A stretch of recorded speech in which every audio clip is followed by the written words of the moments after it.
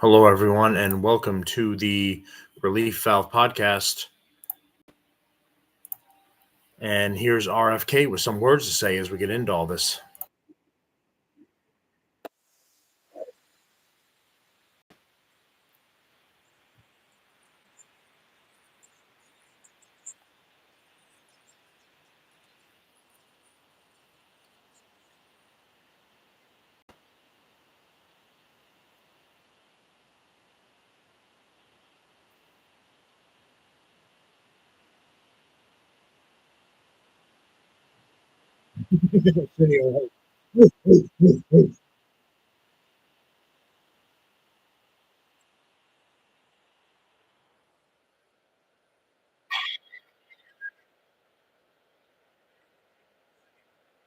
I,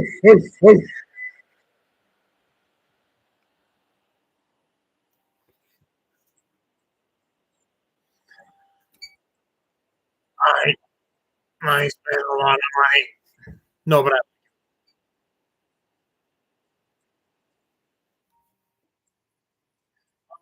Amazon hates this shit commercials on fucking YouTube. Here we go.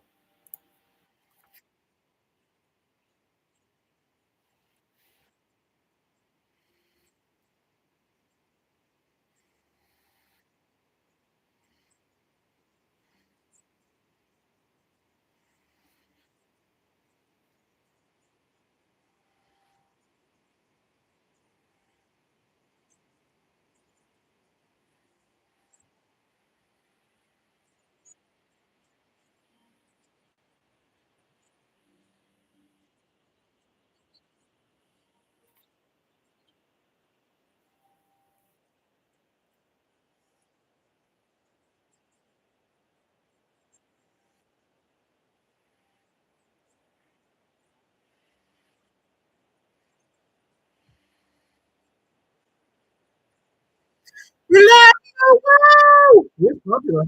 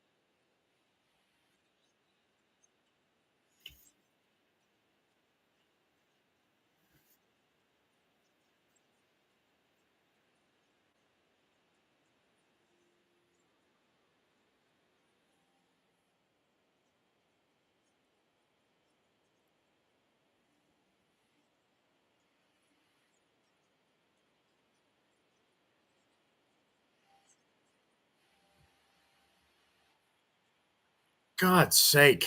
Yeah, this shitbag, Chris Murphy, the scumbag Democrat from Connecticut. All right, here we go. This YouTube, the ridiculous fucking commercials.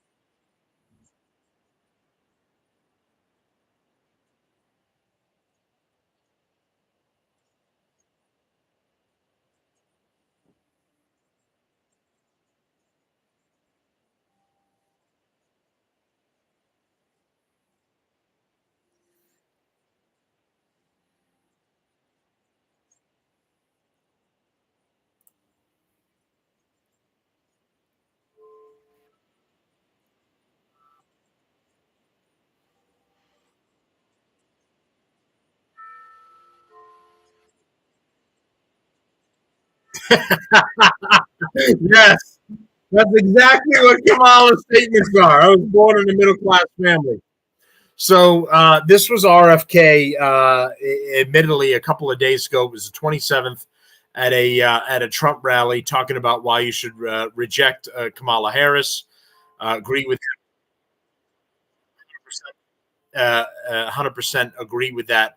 So, with the breaking news, hello everyone, welcome to the Relief Valve podcast, and we have there's a lot to get into today. I wanted to start the show earlier. Originally, I had it set at about 6:20, and I had so many changes and so many updates that I had to do to the show that it wasn't possible for me to start on time. So we had obviously Israel has been making the push into northern Lebanon and against Hezbollah. They're defeating Hamas. They're defeating Hezbollah now, and then Iran took direct action against them. And there's just the ridiculous amount of stuff I've seen about the anti-Israel hate. Um, let me tell you guys something from my point of view as an American taxpayer, with the hate with the Israelis and Jews. Israel is doing the job that America just seemed to, our government, not us, right? Not the people. Our government just decided to turn their back and walk away from. We pulled out of Afghanistan in the worst withdrawal that I've seen in quite some time. I wasn't alive for Vietnam, but I'm aware that was a bad withdrawal. This is the worst in my lifetime. And then we just seem to, anybody that noticed this as well is me, we seem to just stop fighting terrorism. That was it. It was over. We went into Afghanistan. We went into Iraq. We went into all these others, right? Weapons of mass destruction. The terrorists are coming for us. So we went into all these countries and we set up a presence there and we fought them. And then at some point it just became too expensive, too inconvenient. The leftists were whining and moaning about killing the poor, innocent terrorists who they're just trying to accomplish something too. And we just need to understand what the terrorists want to do because they're people too, right? So we backed off of it and America stopped fighting terrorists. And now Israel has stepped up and they're fighting the terrorists. And oh my God, it is awful. Look at what they're doing. Look at the fight they're throwing out there. Let's bear something in mind. For 30 or 40 years now, Israel has had every country standing over their shoulder, looking at them and going, what are you doing? How much effort are you putting into this? How much are you going after them? Be aware that they're less advanced than you, so slow your roll and don't kick them in the nuts so much. You know, take it easy because you're more advanced. And we held them back from doing the job that the entire world seem to become unwilling to do anymore. All the NATO nations, not just America, England, France, all the others, we just decided not only are we not going to fight terrorists anymore, we're going to open all of our borders and we're going to let all of the terrorists in. We won't vet anyone that's coming in. So they can be criminals, rapists, murderers, terrorist cells. We don't care because you're all welcome and you're all people too, and brown people are people too. So all come in, all of you welcome, all of you come in. So the amount of hate that Israel is getting, two things can be true at once in this particular situation, as Ben Shapiro here likes to say. You cannot like Israel. You can say the Jews are annoying and they hold all the money and the power and the industry and yada yada. And also, on the other side of that, Israel is an ally in the Middle East, right? We talk about proxies. We talk about, well, we're fighting the war in Ukraine. Why? Why are we helping them? Ukraine is not an ally. Well, Ukraine is a proxy, and we are helping them to fight an overall enemy, and that's Russia. Okay. So why is it wrong now to use Israel as our proxy to fight the enemies in the Middle East? that we seemingly are no longer interested in fighting? That's my question to everyone. Ukraine's not an ally. We have nothing to do with Ukraine. Zelensky and the Ukrainian government that's in place right now has been put there by the Democratic Party. There was a pro-Russian government that was in Ukraine at the time. They were ousted by the Democrats to put Zelensky, who I've already done in a previous show, is a comedian, who is a moron, who is a coward, who walks around in fatigues and pretends that he's fighting a battle. And I'm not sure that he spent one day on the front lines helping his people fight. But we're using them as a proxy, as we did in World War II. We sent tanks and money and soldiers to Britain and the other initial NATO allies in order to help them fight the Nazis, because we didn't want to immediately get involved. Now we're doing that with Ukraine, which is a corrupt government, which is stealing taxpayer money, but we're helping them. But it comes to Israel, who's fighting the enemies that we have lost interest in fighting for whatever reason. If you guys can tell me what that is, I'd love to hear it. But the United States has decided we've gotten out of the business of fighting terrorism. Too costly, too much of a pain in the ass, I don't know. And we just said we're done, have a good day. As long as they don't blow up any more of our buildings, we're good. Now Israel's fighting and beating all of them, and all of the left-wing shitbags who were the ones who said get out of Vietnam, you shouldn't be there. The ones who are saying the terrorists are fighting for their freedom too, so leave them alone and let them do their thing. We have listened to these mentally ill morons through all of our history. What happened when we got out of Vietnam? All of the communists took over and millions died in the takeover. In Cambodia, in Vietnam, the killing fields, right? If anyone has seen that movie, you should go see it. We all left. We gave up. The leftists won. All their whining and pissing and moaning, they won. We got out. We said we're done. We're not going to expend any more life. We're going to pull out. And millions upon millions of people suffered because we said it wasn't our problem anymore. Then we pulled out of Afghanistan. Most recently, Dementia Joe pulled us out. We lost American servicemen to defend our withdrawal that was agreed upon with the Taliban. We lost them anyway. They were murdered in an agreed upon withdrawal, defending one little airport when we should have controlled an entire area and the entire military base, and we fucked it up when we pulled out. And then after Afghanistan, and you guys let me know if you notice this. We pulled out of Afghanistan, and then the policy is we're done with terrorism. We don't fight it anymore. It's older cliche or something. We don't deal with it. And now, with the open borders, with the corrupt Biden-Harris regime, we're actually letting terrorist cells into the United States. And now who knows when an internal strike in this country is going to happen. Already innocent taxpayers are suffering just from all the criminals that are crossing the border. They're being raped, murdered, a slew of things that are happening. Never mind the terrorists that are biding their time. But the left wing and the Democrats are very upset that Israel is fighting back against Hamas in Palestine. I've said this before, and I'll say it again, and I'm not going to apologize for it. Palestine is a terrorist state. Well, how can you say that, Matt? There are innocent people in Palestine. The Palestinian people support Hamas. In like Al Jazeera polls, which is their terrorist news organization, over 50% have voluntarily and willingly voted for Hamas as their leadership. That's their leadership. That's their government in Palestine. Over 70% when polled were happy about the October 7th attack on Israel, where they murdered innocent people. I played the videos on my show. You can go back in the videos and watch them. Ben Shapiro played them originally.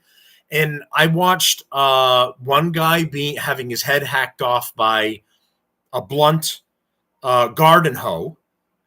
I saw another family where the dad did what any dad is supposed to do for his family, and that's help your wife and children escape. I watched that family escape out of the second floor window of their home. And then I watched the father be shot in the back by Hamas as a family was escaping. So the father did the ultimate act of making sure his family survived. In the meantime, the Hamas cowards shot him in the back as an innocent man who had done nothing was trying to help his wife and children escape. And this is what Palestine is as a whole. And you're going to say, Matt, how can you say that? There are innocent people in Palestine too. This is the contrast I'm going to give you. Israel has now moved into Lebanon, and they've been attacking Hezbollah because Hezbollah already had plans to move and fire on Israel and a preemptive strike because of all of this that's going on. They're a proxy of Iran. When Israel was taking out all of the leadership members of Hezbollah, the people in Lebanon were celebrating. That was the reports that were coming in. They were handing out candies when the leadership of Hezbollah was killed. They were celebrating in the streets. They were handing out candies. They were happy that they were being freed. But Hezbollah has a place in the Lebanese government. They're part of their government. They were happy that they were getting saved and released from the control of Hezbollah. Palestine has never once celebrated that Israel was helping them get from under the iron fist of Hamas. The only thing they did was continue to protect Hamas, continue to have their own family members and children act as shields for Hamas. That's the difference between a group of people who want to be rescued, liberated from the people that are holding them down, and the group of people who are in almost line sync with the terrorists, with the regime that is controlling them. The Iranian people, for the most part, are being controlled and held down by the iron fists of the IRGC, the Iranian Republican Guard. They're being held by that, and the Ayatollah, as I call the Ayatollah of rock and rolla, like Chris Jericho in wrestling. Stupid name, the fucking Ayatollah idiots. But they're in control of Iran, and they hold the people down. You remember a story a while back of an Iranian woman who she wanted to wear what she wanted to wear. She did not want to wear her hijab. She wanted to let her hair down, and she wanted to be a regular person. And she ended up getting flagged down by the what the fuck do they call themselves? I'm drawing a blank on it now. It's the they're like the proper police, basically the morality police, and they flagged this woman down, and they said, you're not dressed appropriately, and you need to put your hijab back on. You need to cover yourself, your head and your face. You're not supposed to be walking around outside, exposing your upper body the way that you are. And this woman resisted them. And the morality police of the Iranian regime beat her to death. This was a story, I want to say a year ago at this point. They beat her to death. A lot of the Iranian people were upset. There were riots and protests that happened in the street because this woman just wanted to live her life as a regular woman. I can wear the thing. I don't want to wear the thing. Leave me alone. The Iranian people are being held down by the Iranian regime. So if the Israelis or anybody else attacks not the Iranian people, the Iranian regime, they're in the streets celebrating. The Lebanese people are in the streets celebrating because the Israelis are taking out Hezbollah. Now take a look at the situation. Look at who's not celebrating, who's whining and moaning and asking for help and saying the entire Western world is bad. That's Palestine. Because the Palestinian people are in line sync, lockstep with Hamas, with the terrorist regime because they agree with the terrorist regime. They voted in the terrorist regime and they support everything they do, including the murder of Israelis. So you do not. I'm not asking. I'm not a shill for for Israel. I'm not asking you to give a shit about Israel, but as a proxy that's fighting terrorists, I'm saying bear that in mind while Israel is doing that, because apparently the United States and the other NATO allies have decided we don't need to fight terrorism anymore. Quite the contrary, we can open our borders and let them all in as citizens. Okay, so we've got Iran launching, and let's get into some of this.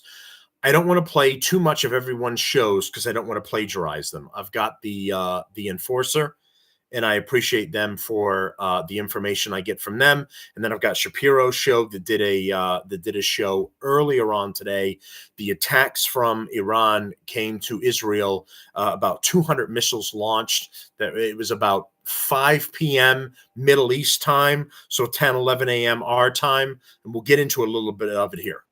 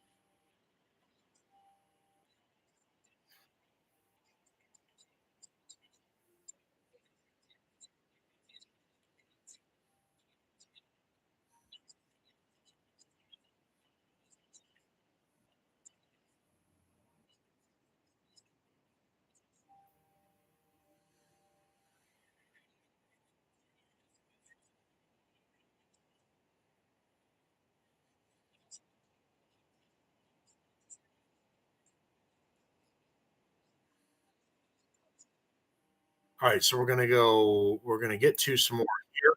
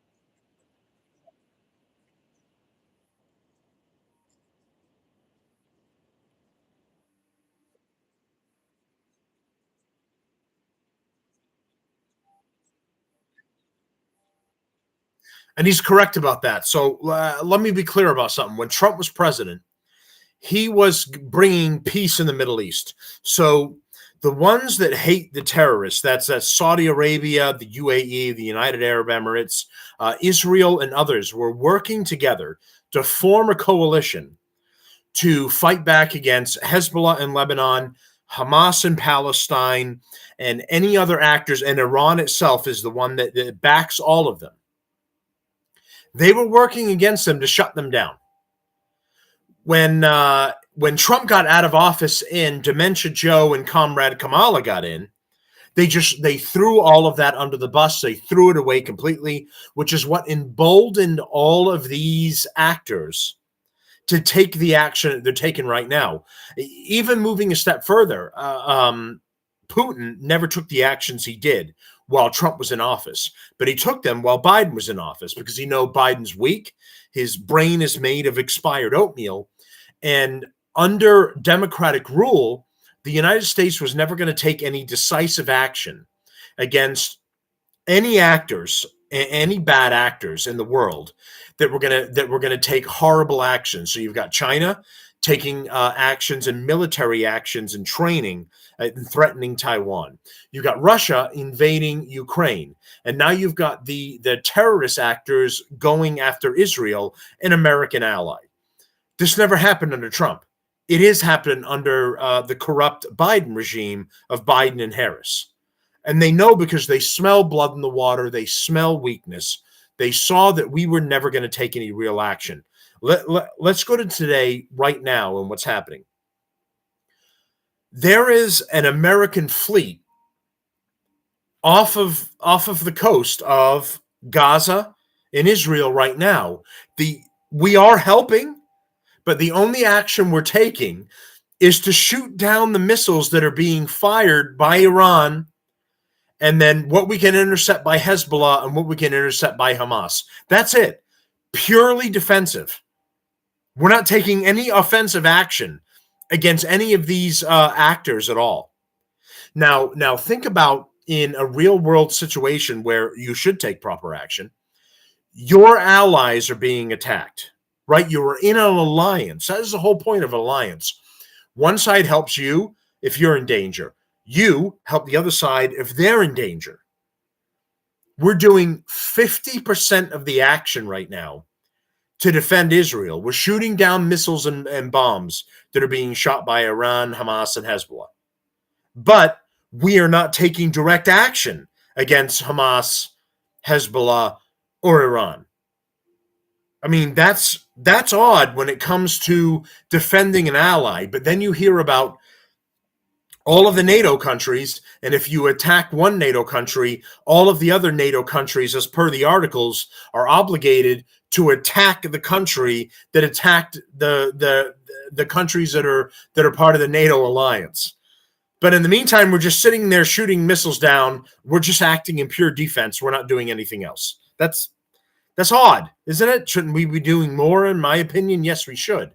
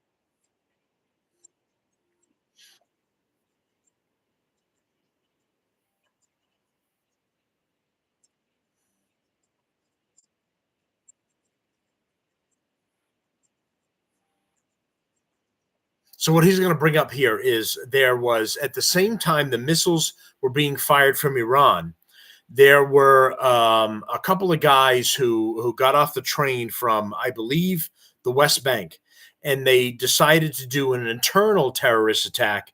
They had automatic weapons, AK-47s, and they got dropped off in the train in Tel Aviv and started murdering people in the city at the same time the missiles were being fired. So this was a joint attack at this point.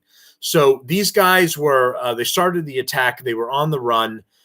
They ended up killing, I want to say, because this report is from earlier today. So, and I'm playing it now. I don't want to plagiarize too much of everybody's shows because I might run into trouble. They ended up killing about 10 people. The casualties were about 10 or more. Casualties being people who were wounded and or killed. That's what the term casualty means. Even I was confused about that very like a couple of years ago. What does casualty mean? I thought it was all deaths. Casualty just means everyone that was affected by the action. They've been hurt, injured, or killed.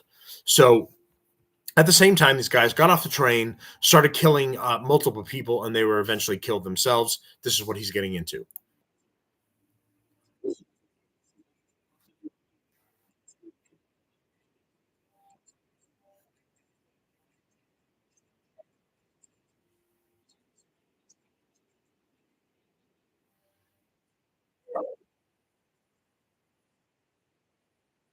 So it's been, I was able to see this before. So YouTube has taken action on Rumble.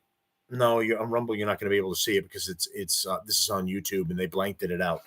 YouTube has taken action and they've blanked this out completely because YouTube, under the guise of um, their rules of what you can show, they want to hide the violence is being done to people, so they hide the truth from you. So this, you were able to see this earlier. Now YouTube is not going to allow you to see it. I'm gonna try and find this. I don't know if it'll affect my YouTube, but I'm gonna try and find this after the fact.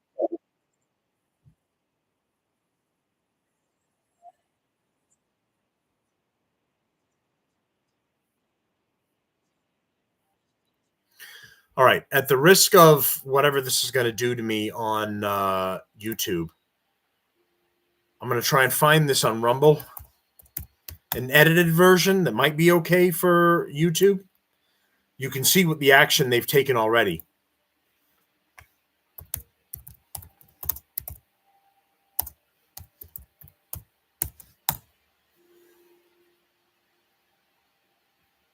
This is not it. This is some queers.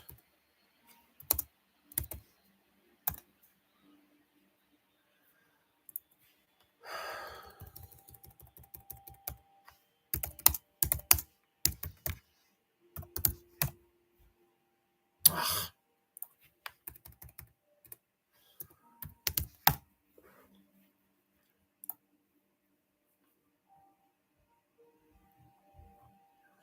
And is this being edited across the board? This isn't even. It isn't showing it. And how convenient! This is what the internet starts to do. It starts to edit everything that they don't want you to see.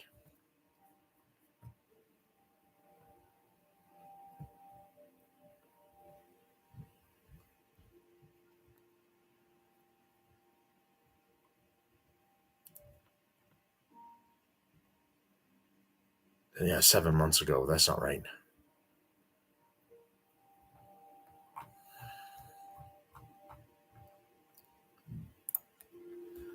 All right, I'm going to continue with this, and I'm going to try and find the video for you. Hold on a second here.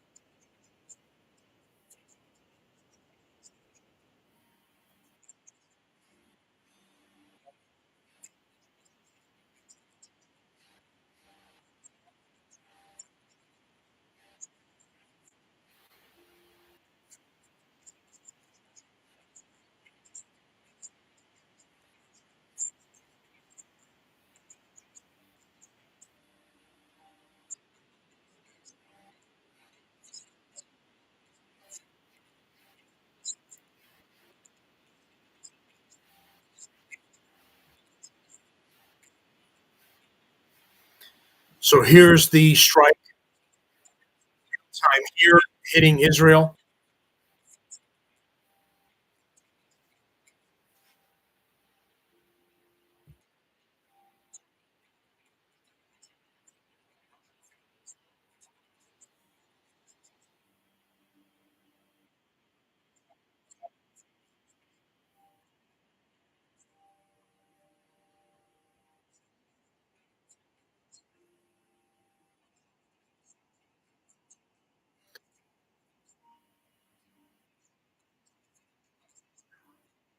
Okay, here we're these are the guys that are from the shooting. So YouTube has edited some of this in real time. I excuse me. I had this video saved from 11 o'clock a.m. this morning, and since then they have auto kind of just muted out and taken out these shooters. These are the two shooters that at the same time Iran was launching missiles into Israel, these two shooters got off the train coming from, I believe it was West Bank, and they came out and started shooting in Tel Aviv with automatic weapons. They got off the train, started shooting. Let's see how much YouTube has edited in this portion. Shit. Sorry. Let's get back to the train.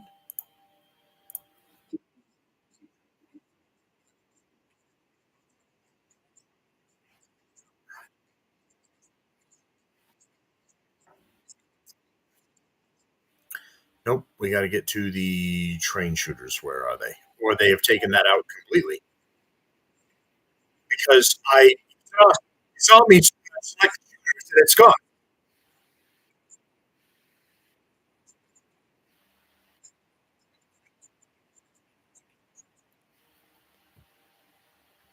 Those are missiles hitting in Israel.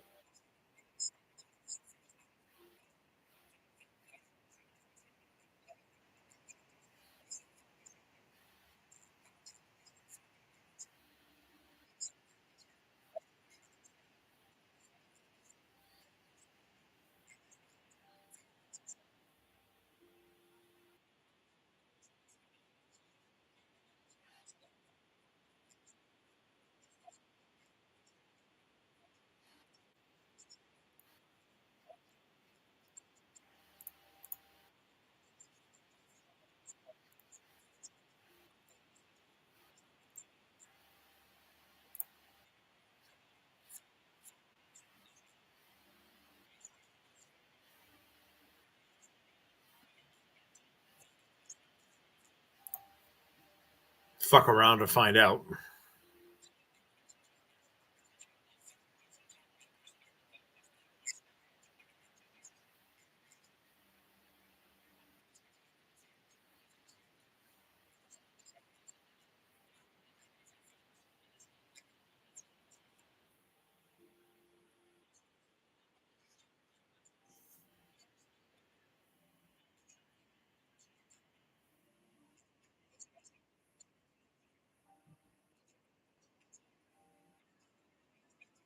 So this was like how in California you have an app where it can show you where all the homeless people have shit, and so when you walk around the city you can avoid it. That's a pathetic part of the United States.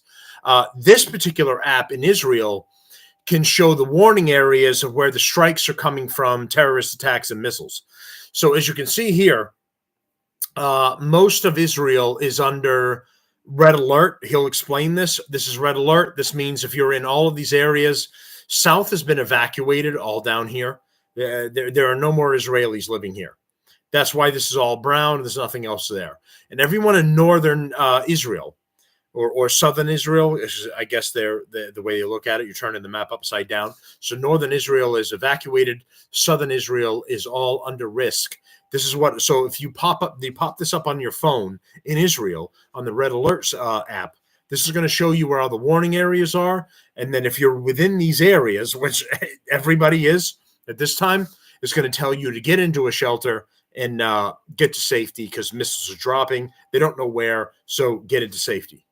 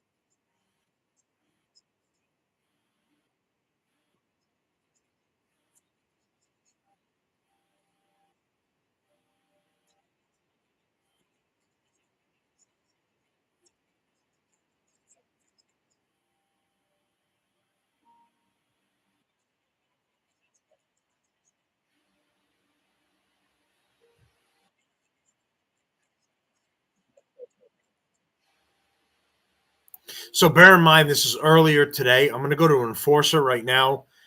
This was also earlier today. I don't want to plagiarize too much from everybody. So, my thanks to the Daily Wire, my thanks to Enforcer. I want to be clear on that with the information they already came up with. I'm gonna jump from that, go to Enforcer here, and I'm gonna see if I can show some of the video, especially of the internal terrorist attack on Tel Aviv.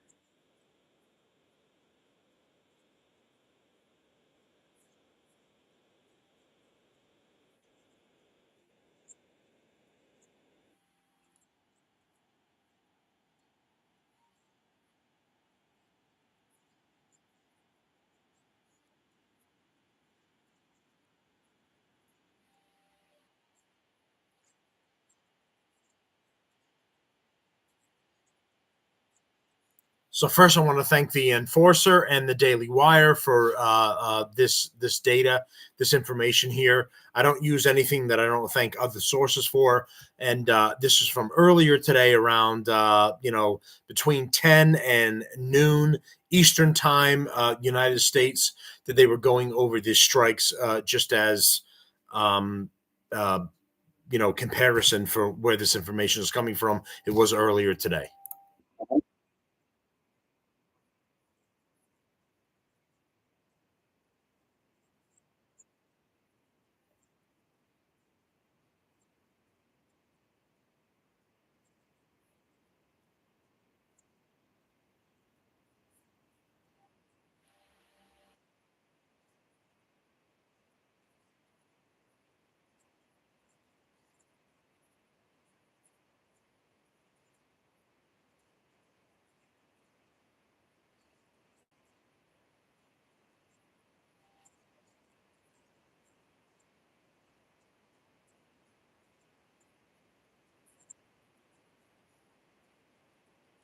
So, to give you context, Iran claimed that they gave a heads up to the United States government that they were going to launch these missiles as a response to the Israeli attack against Hezbollah.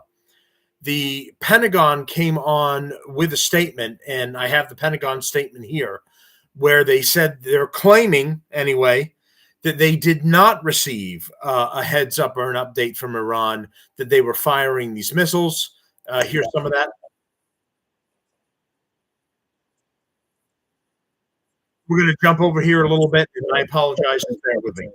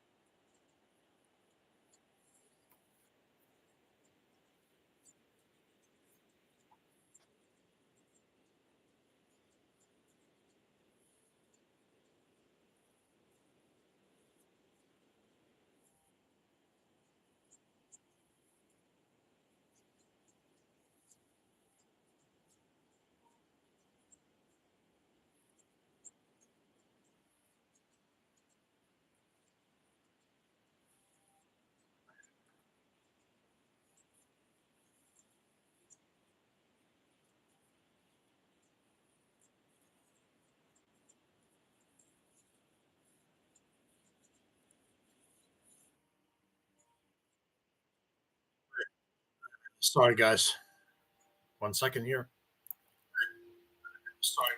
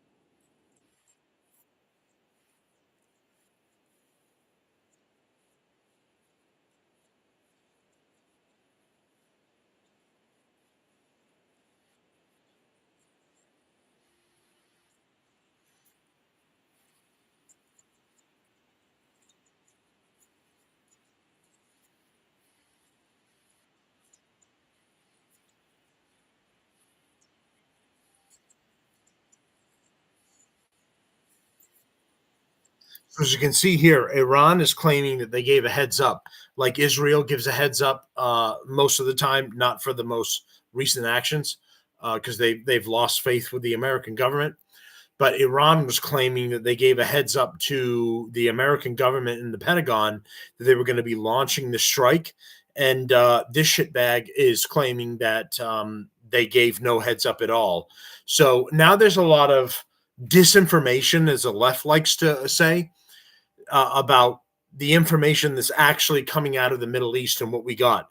So the American government, my government right now, is claiming that they got no heads up about this Iranian attack of launching 200 missiles against Israel.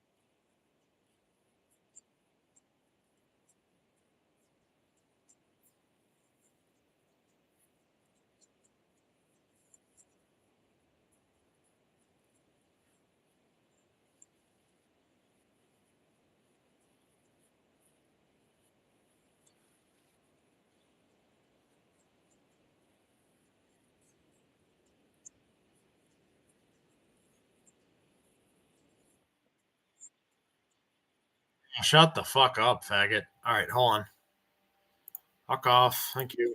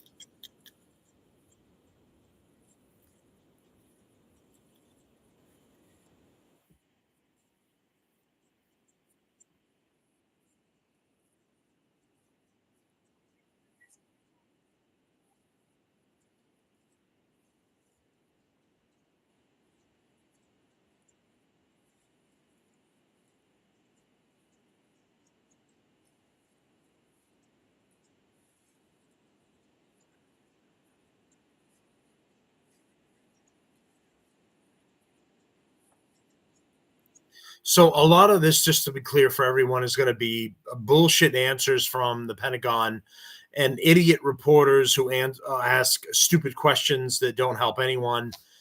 And it just goes to a back and forth bullshit thing. And then I'm going to get you to some more information after that.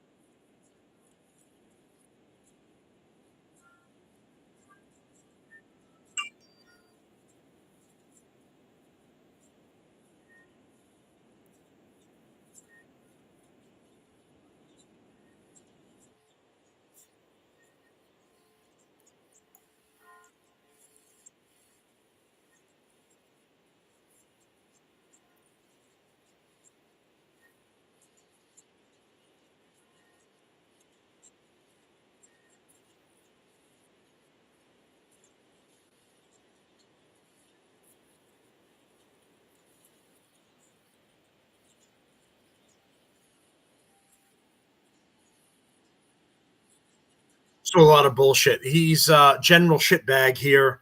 Pat Ryder is not going to be forthcoming with the press, and the press are asking stupid questions.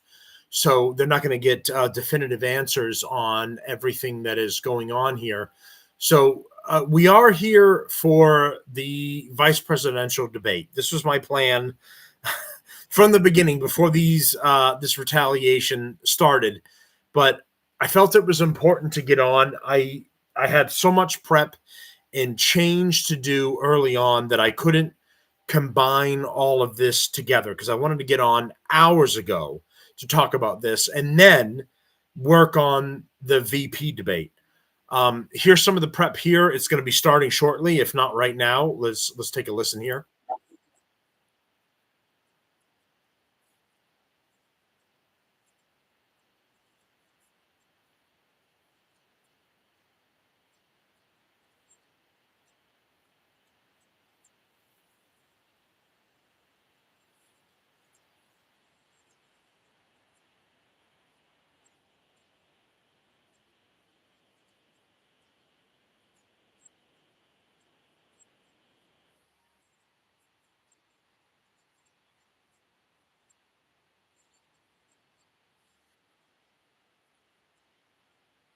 So the debate is about to start, and this fag is talking about nothing. So let's get back to Enforcer here very quickly.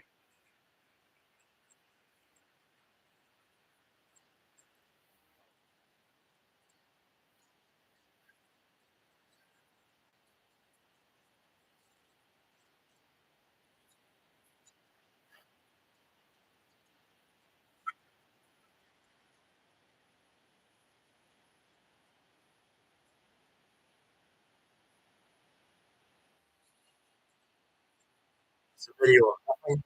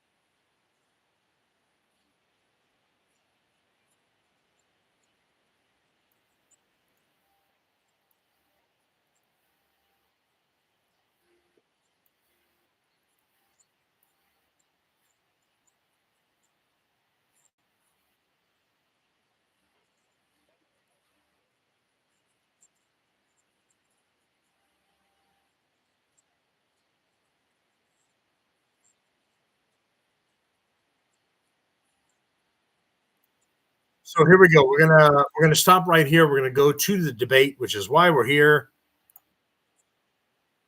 Here is the vice presidential debate. And the shitbags from CBS, left wing news media, who will lie to you. Look at Tim Walz. Hi, I'm Tim Walz. That's me. I'm Tim. Hello.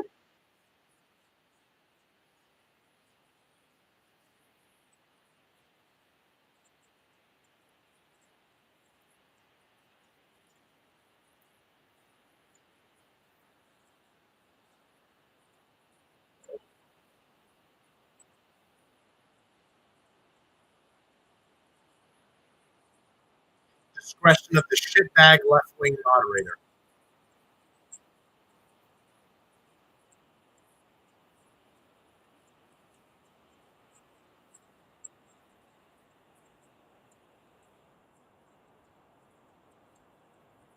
Liars.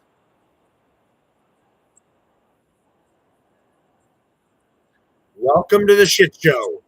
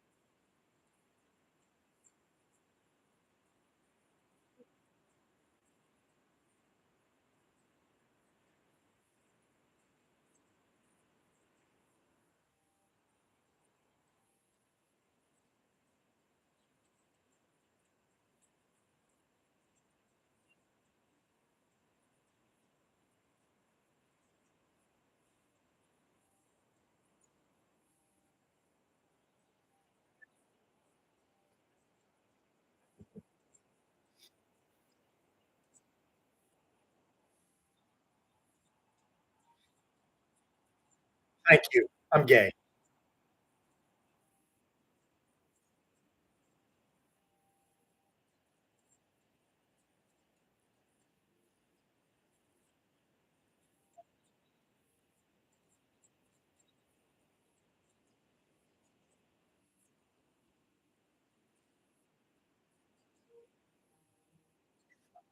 I am a robot. I'm trying to remember what I have been told.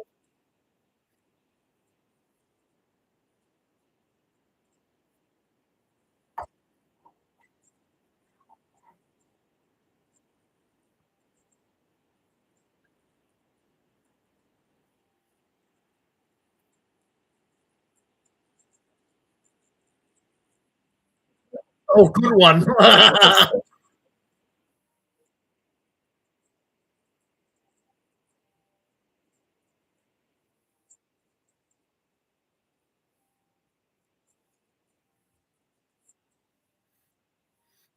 at JD Vance watching him. He's breaking him down like the Terminator. He's fucking.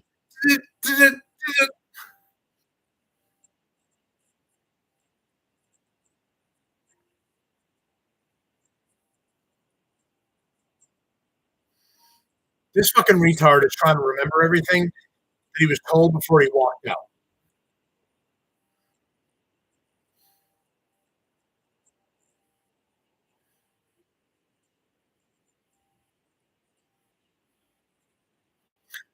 Uh,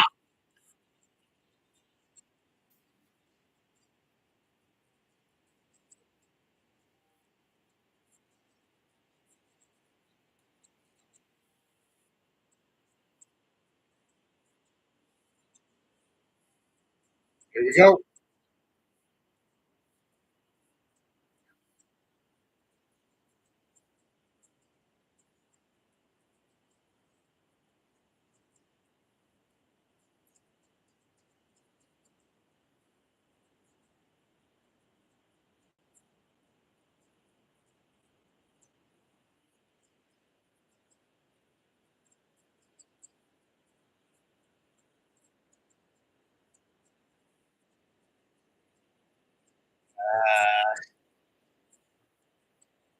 Hit or miss here.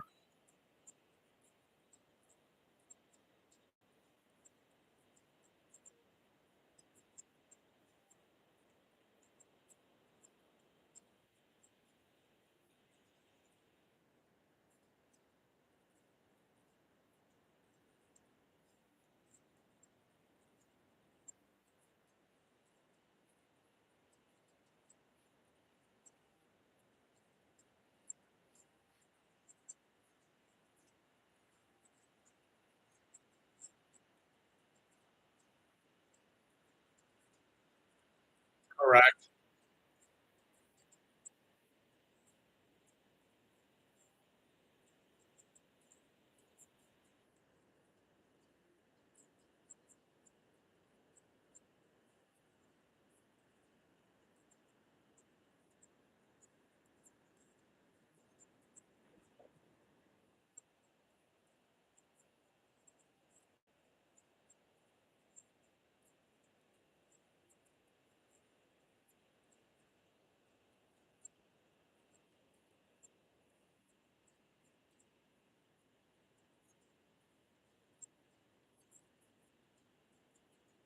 Correct.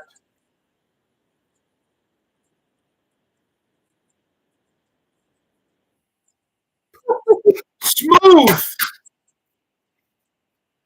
Yeah, more tampons, faggot.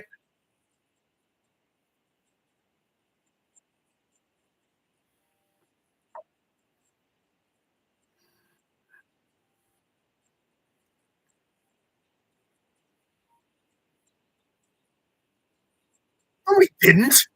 Fucking lie. He never pulled it. You guys pulled it.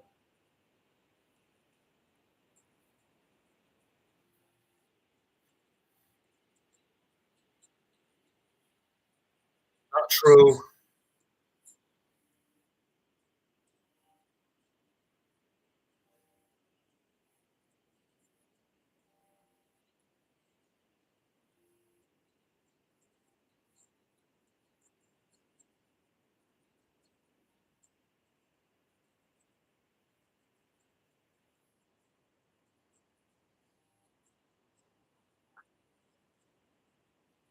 Coalition is strong.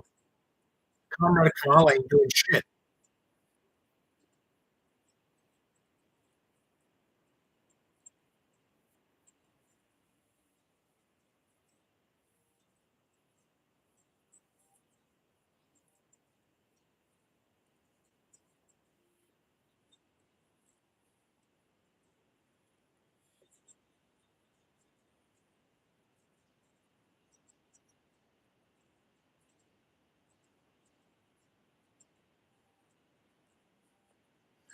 Well, don't don't say I'm gay.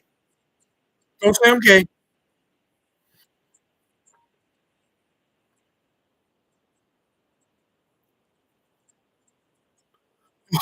He didn't say I'm gay. Don't say I'm gay. I'm not gay.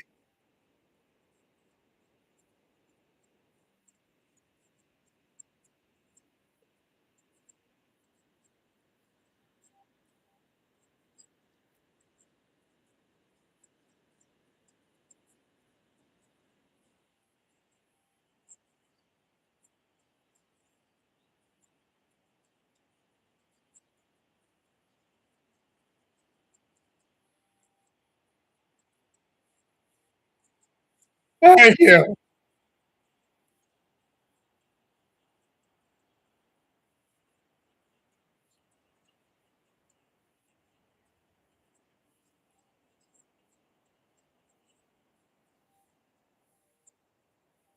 It's not climate change. It's bullshit. Climate scam.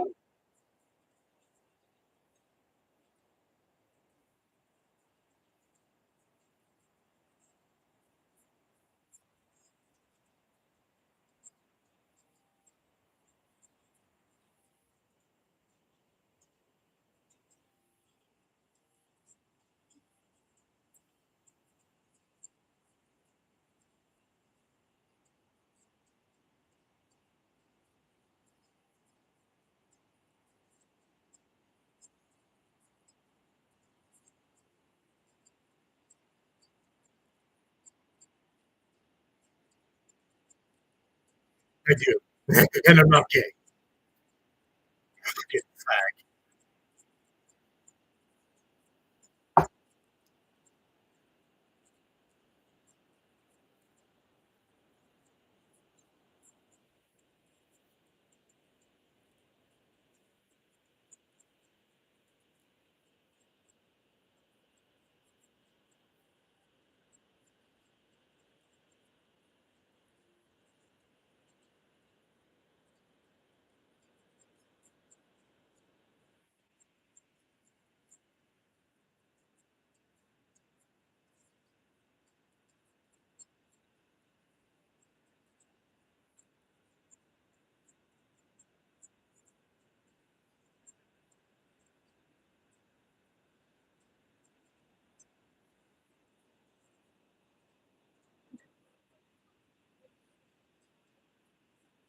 Lost. I'm not gay. Write down I'm not gay.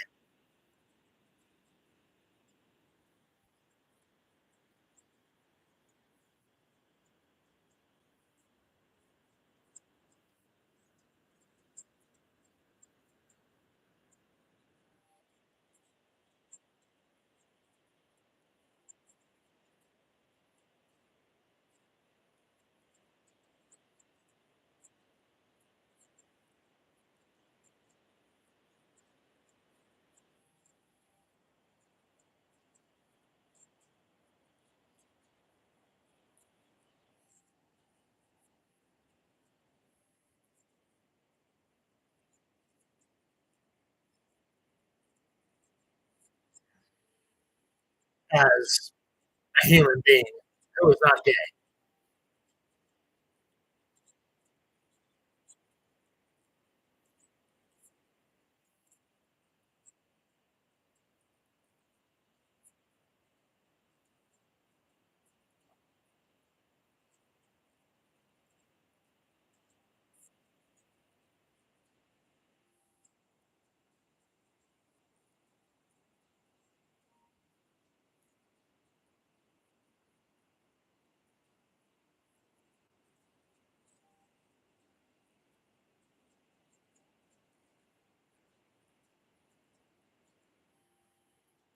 I want to make something clear for a minute. I'm going to pause here. When Trump is joking about it making beachfront property, the point that he's making is the Obamas own property on the Cape. They're right on the beach. All these other Democrat shitbags, they all own property on beachfront property. If the climate change hoax that all of these Democrat shitbags are claiming is a real thing, then why would you buy property on the beachfront that, according to the Democrats, is going to be under the water in a year to a couple of years? You wouldn't do it. It's a bad investment and your family's going to be dead. So, what does that tell you when the Obamas own property on the Cape, on the beach, and they're not concerned about it? It's because it's a climate hoax. It's a Green New Deal hoax. They're bullshitting you. They're scaring you into thinking that the entire planet is going to be underwater, and it is not going to be. This is the bullshit climate hoax. So when he's talking about this, Senator pedophile put a men can have tampons waltz. This is what he's talking about. It is a climate hoax because fucking all of them have been saying it for all of my life that we're going to be underwater, we're going to be overheated, we're going to be dead. And it hasn't happened because it's the natural heating and cooling of the planet as it goes through time.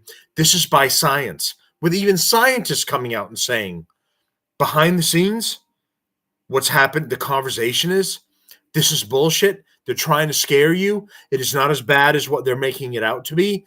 This is the natural ebb and flow of the earth.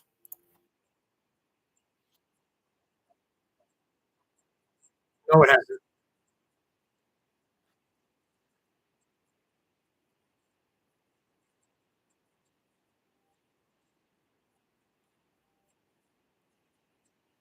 Al Gore. That was the name I was trying to think of.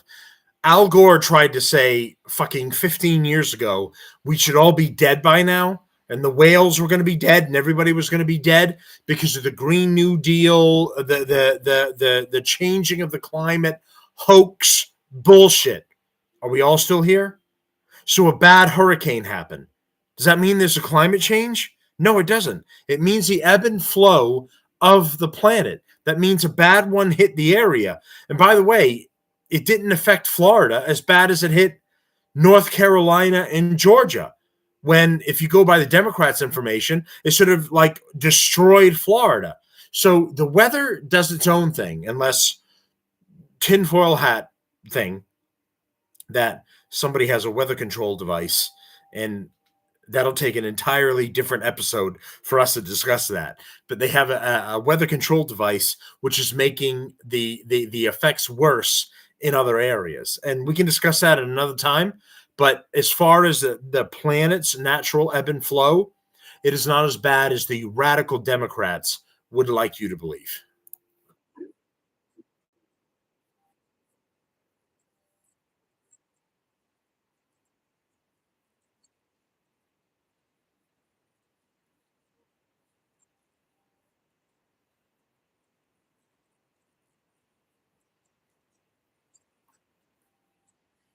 No, we're not. That's not true. Let's fact check right in the middle of this, okay? If everyone will bear with me on YouTube and Rumble and everywhere we're at right now. Clean energy. The solar panels are unreliable. One, in case anyone is shell shocked by this, they don't work at night. Others, they don't work in bad weather. Okay, the windmills also don't work in bad weather or at night. They're fucking useless. The farmers, and I've followed farmers. I followed them on TikTok when I was trying to build the show, and I ended up getting kicked off TikTok because the communists that run TikTok. These farmers have said on TikTok they have to buy their seeds from these major companies, major corporations, which tell you when you get the contract, you have to buy their seeds only. They're genetic altered seeds. And if your neighbor in the farm next door, their wind blows their seeds that are completely different from your purchase agreement and what you're doing, come onto your property, and then it starts growing there, then your seed company comes in, does an audit, checks it, and asks you, why do you have foreign seeds on your property?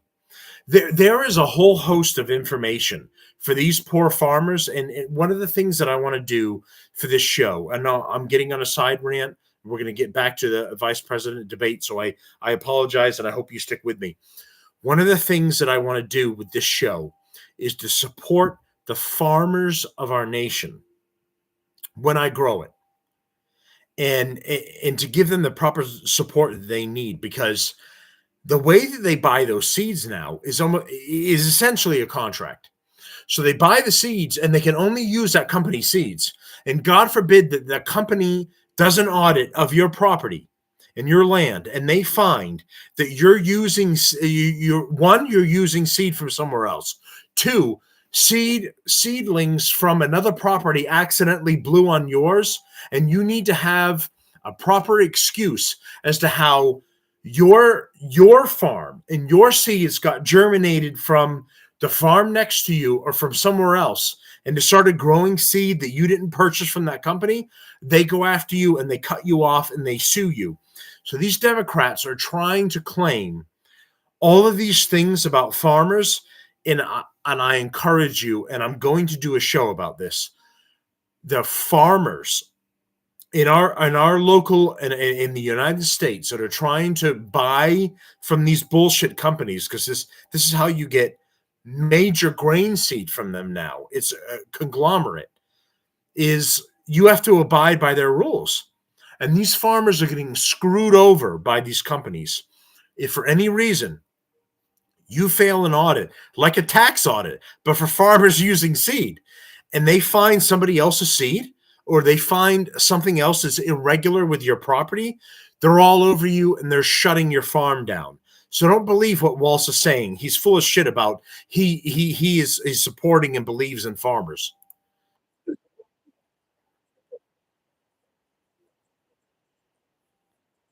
not real. It's bullshit.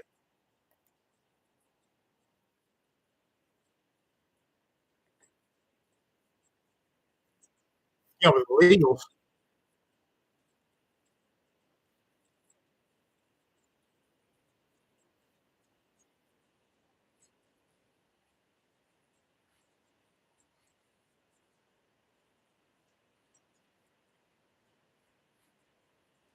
we're not going to become energy independent. The corrupt Kamala and Biden regime are going to shut down drilling. They're going to shut down natural farmers. I can do a whole nother show, and I should, and I need to make a note of it. I can do a whole nother show about what farmers are going through, and how they're attempting to feed the United States and what they have to go through. And I'm going to do that. But the Democrats are shutting farmers down, screwing them over. It's an industry that they are not properly informing you about, or not properly giving you the details of what these farmers are going through.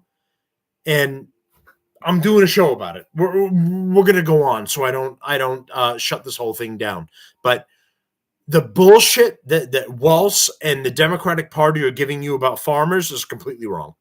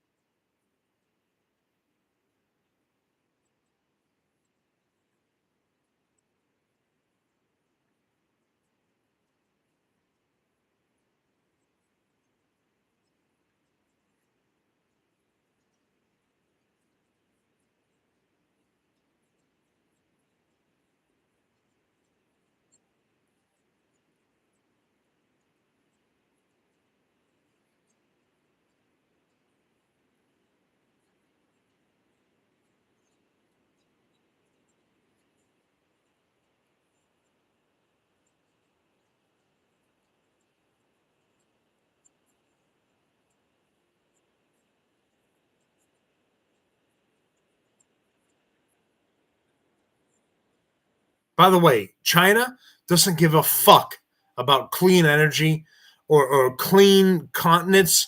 Nothing. They're doing their own thing. They don't subscribe to the Clean Climate Accord from the Paris Climate Accord or anything else.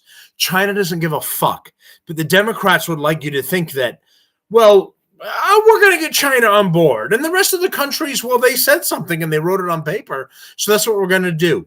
The reason Trump got us out of all of it is because the Clean Climate Accord from the Paris Climate Accord from Paris, France, China, all the others is absolute garbage. None of them give a fuck about it. Does anyone remember the Olympics?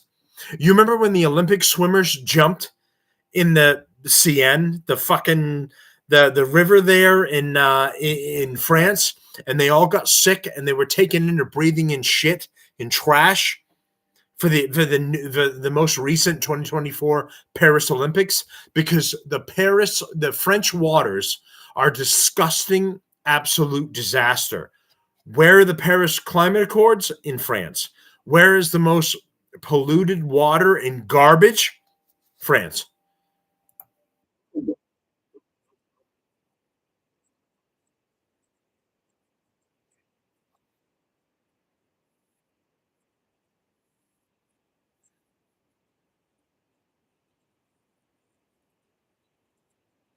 No, we're not.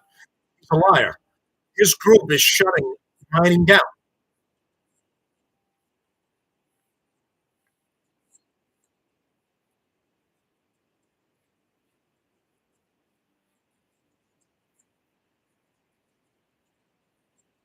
The farmers realize they're getting fucked over by the Democrats. That's what they realize.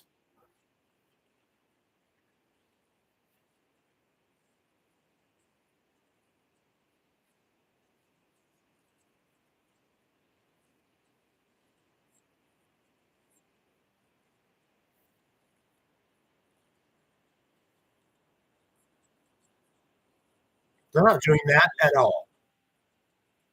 It is a hoax. It's a hoax.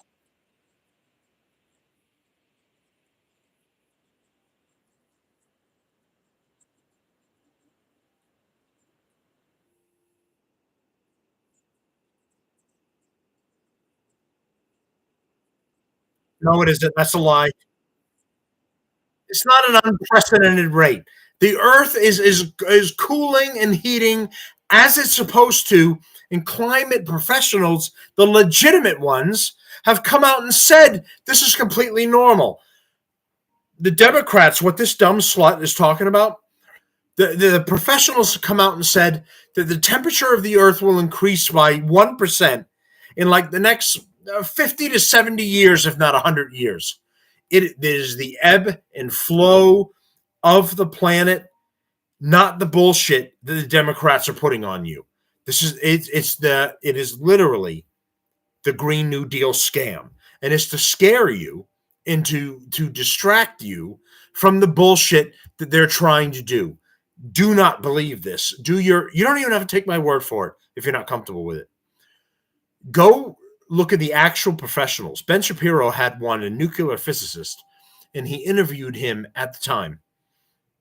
And he asked him about these climate bullshit conventions and everything they do.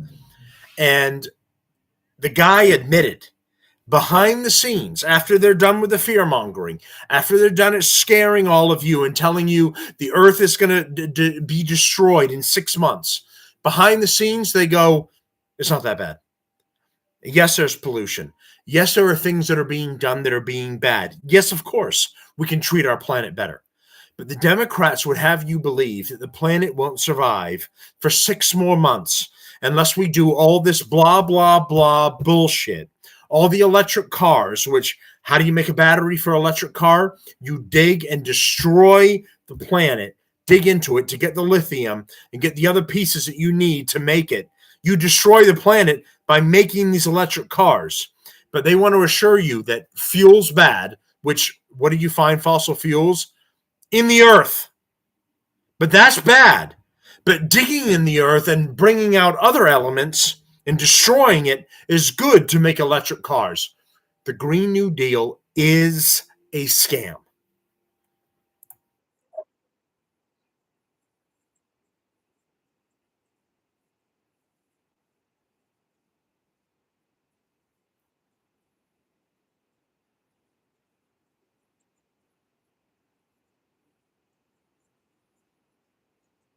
Yep. That should happen 100.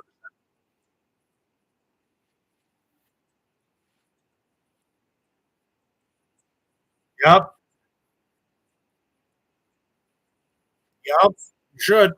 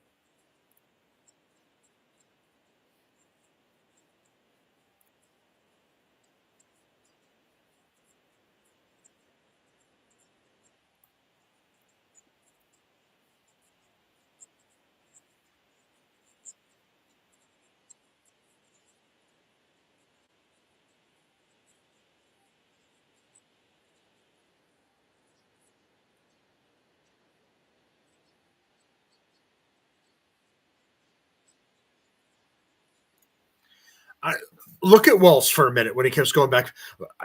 Kamala's told me I have to do a good job. I'm looking at you. I'm putting in maximum effort. I have to do a good job. And I have to pay attention to you. And I have to remember everything. And I have to do a good job. Look at, I'm someone who I didn't go to college. I didn't learn the ins and out of human beings. I've learned that in the school of hard knocks about the actions and behaviors, the psychology of human beings. Watch Walsh through all of this. He's looking at him.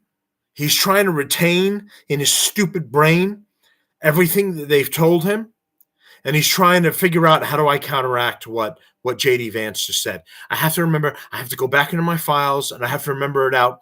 He's a scumbag human being who wants to give males tampons. He's a faggot. He's a pedophile, but he's a politician, and he's decent at it apparently, and he's able to retain everything, and he's able to come back with these other counteractions to what JD's saying, which are bullshit and they're nothing. It's what any free-thinking American citizen already knows. The Green New Deal is bullshit. Climate change hoax is bullshit. But you see him looking at him and processing him in his stupid, tranny, faggot-loving brain, everything that's going on to come up with his counter attack.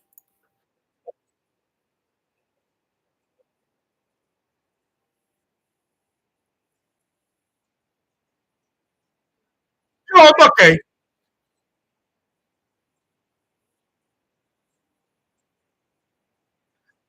Huh?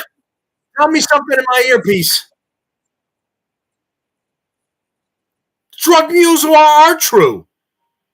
I've had I watch a guy who he's the and I know he's just he's a middle of the road guy and he doesn't subscribe to any politics, but the guy is bald and bankrupt, and he's on YouTube for anyone that's followed him already.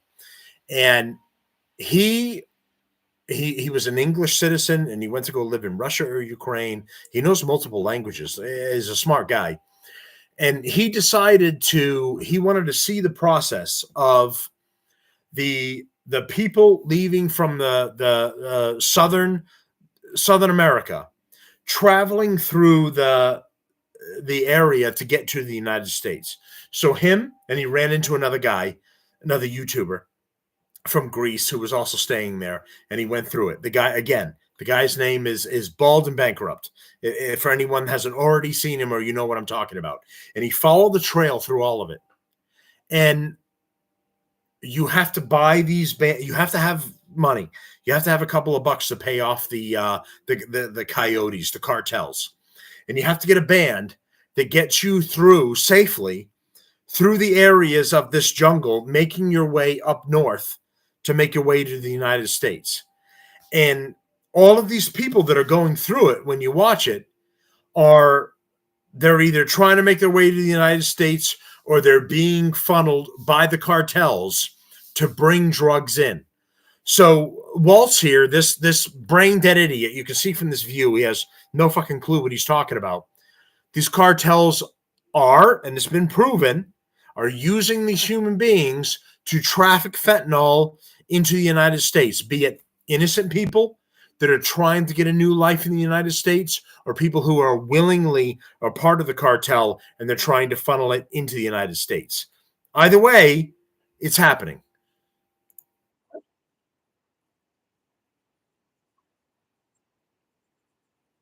No, it isn't.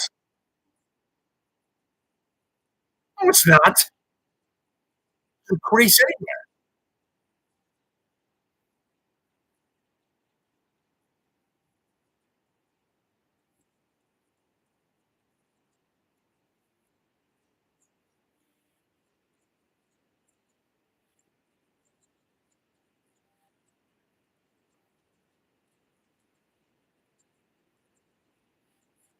This is one thing quickly, and I know I keep interrupting with it. They keep trying to claim that Kamala, when she was the district attorney for California, was the one fighting back against the drugs coming in from South America and the drug dealers. This is a blatant lie by the Democratic Party. She didn't do any of that. She didn't stop any of them. The only thing she did was go after low level weed users, THC, right? Marijuana users, and put them in jail for the maximum sentence and then celebrate it like she did a good job. And now it's legal and you don't have to worry about it. But she celebrates it as she was a champion that was fighting back against drugs because she fought it back against weed. She didn't fight it back against fentanyl. She didn't fight it back against anything that's coming from South America. She's a liar. He's a liar. That never happened.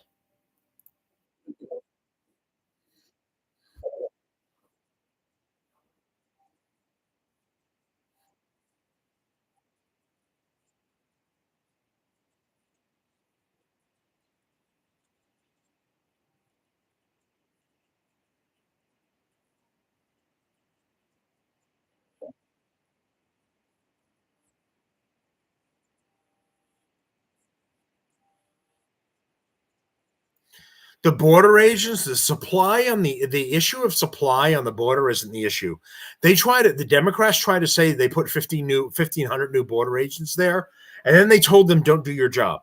What they told them to do was sit down and be paper pushers, like they did when they sent the National Guard, and they said process all these people and then send them into the United States. The Democrats try to fake that they allocated them additional resources to help them with the border. But what they don't tell you is behind the scenes, they said, don't do your job, don't stop illegals, don't send them back to Mexico, process them, do the paperwork, send them back in. So the extra people that they gave them didn't actually do a job. And this is not a slight on the border agents. They did the job they were told to do. They were told by the Democratic shitbags like Walz, Kamala, Dementia Joe. They were told, sit down at a desk, process these people, give them a free cell phone paid for by the taxpayers, give them an EBT card paid for by the taxpayers, and then send them into the interior of the United States. The corrupt Biden-Harris regime did not try to stop any border jumpers at all. In fact, they did the opposite.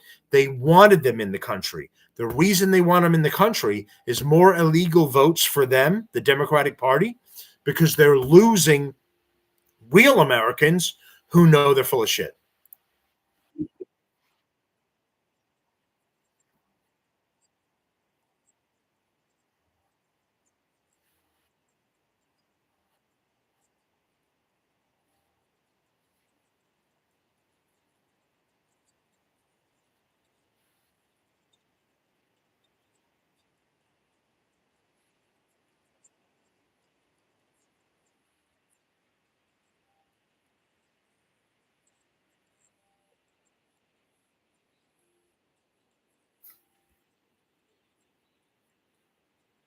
Why did the less than 2% of the wall got built? Again, the Democratic lie. The Democrats, who had a Democratic majority in the House, they shut down his funding. That's a reason the wall is not fixed. Again, this is the reason people like me with independent shows and podcasts do this. Don't believe the lies of the Democratic Party. Don't believe the lies of the radical left. Trump had a plan to put a wall up all around the border of the United States to keep illegal scum out, illegal criminals out. Walsh and other pieces of shit were the ones that fought back against it and said, you can't have the funding, and they shut it down. That's the reason the wall isn't finished. Don't believe this fucking piece of shit.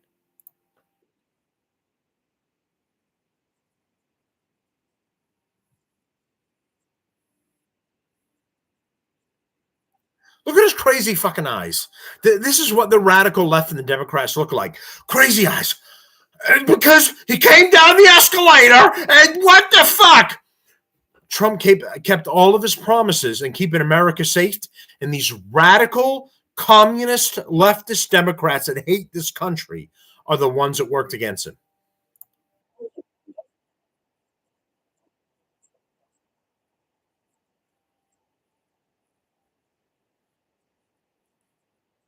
Bullshit.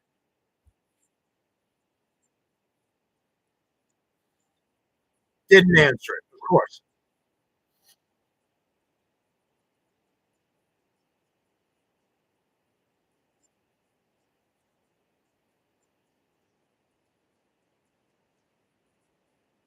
Correct.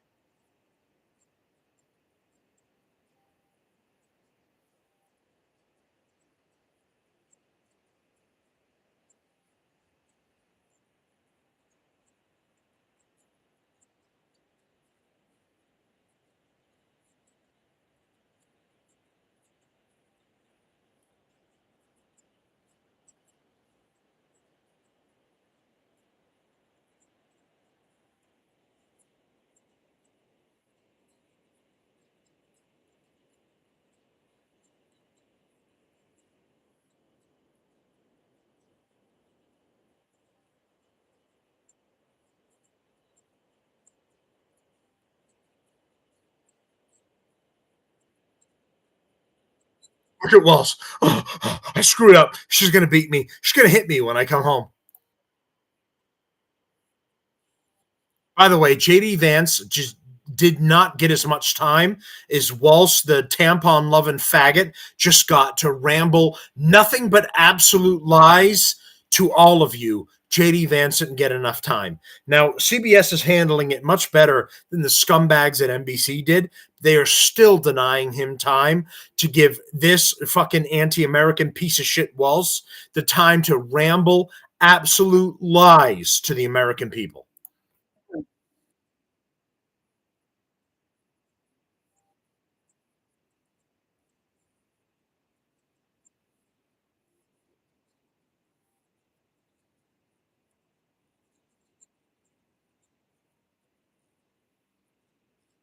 I don't want to solve it either. They don't want to solve it either. They want the illegal voters. Listen, if you're the party who is giving them free EBT, free housing, bought to you by the taxpayers who have no alternative, who are the good guys and who are the bad guys in it?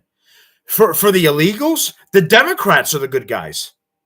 That's why the illegals are going to come in and they're going to vote Democratic because the Democrats are going to say, hold on, the Republicans don't want you here because you're illegal and you shouldn't be here.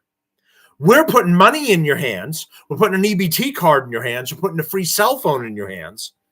Remember us when election time comes and we figure out a way for you to vote illegally and circumvent the will of the American people. Remember us. So who wants illegals in this country? The Democratic Party wants illegals in this country. And they want them to come in illegally, they want them to circumvent the law, and they want them to vote for them.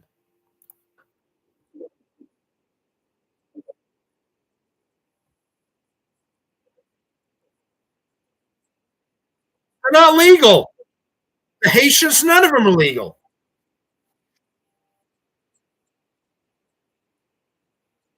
Yeah, the consequences are you fuck over Americans.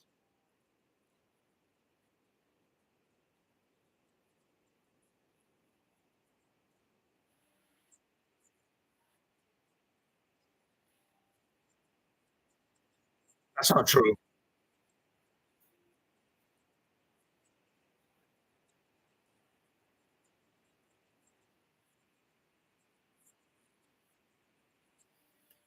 You villainize the illegals who shouldn't be here.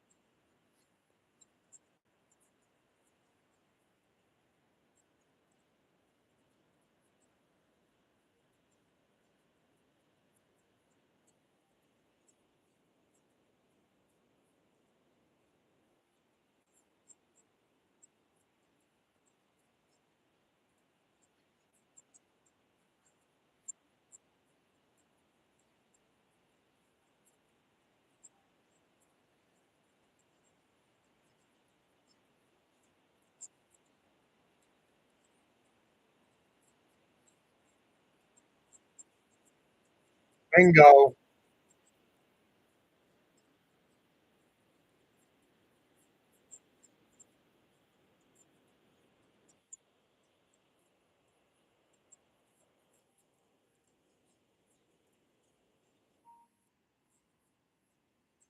Yeah, law enforcement wants to kick out the illegals. Let them do their job. Illegal migrants, yeah.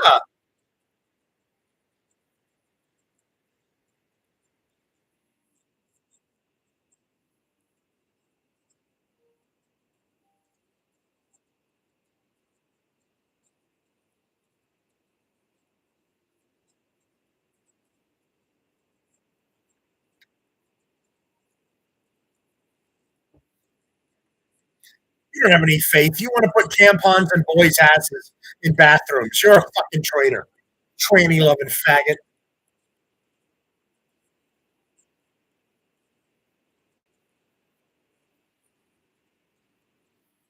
It's not about dignity. It's about this is what the Democrats like to do. Brown lives matter. It's about the dignity of following them. I listen. We're American citizens in the United States of America. If I rob a bank, I'm going to be arrested. If I say I robbed the bank because I wanted to feed and support my family, they're still going to prosecute me anyway. I don't give a fuck about why an illegal left Mexico, Guatemala, fucking El Salvador, or anyone else because you wanted to feed your fucking family.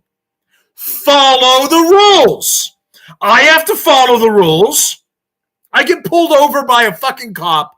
I got to pay the ticket. These scumbag illegals get pulled over by a cop. They get a free ride because they're a poor illegal, and we have to understand.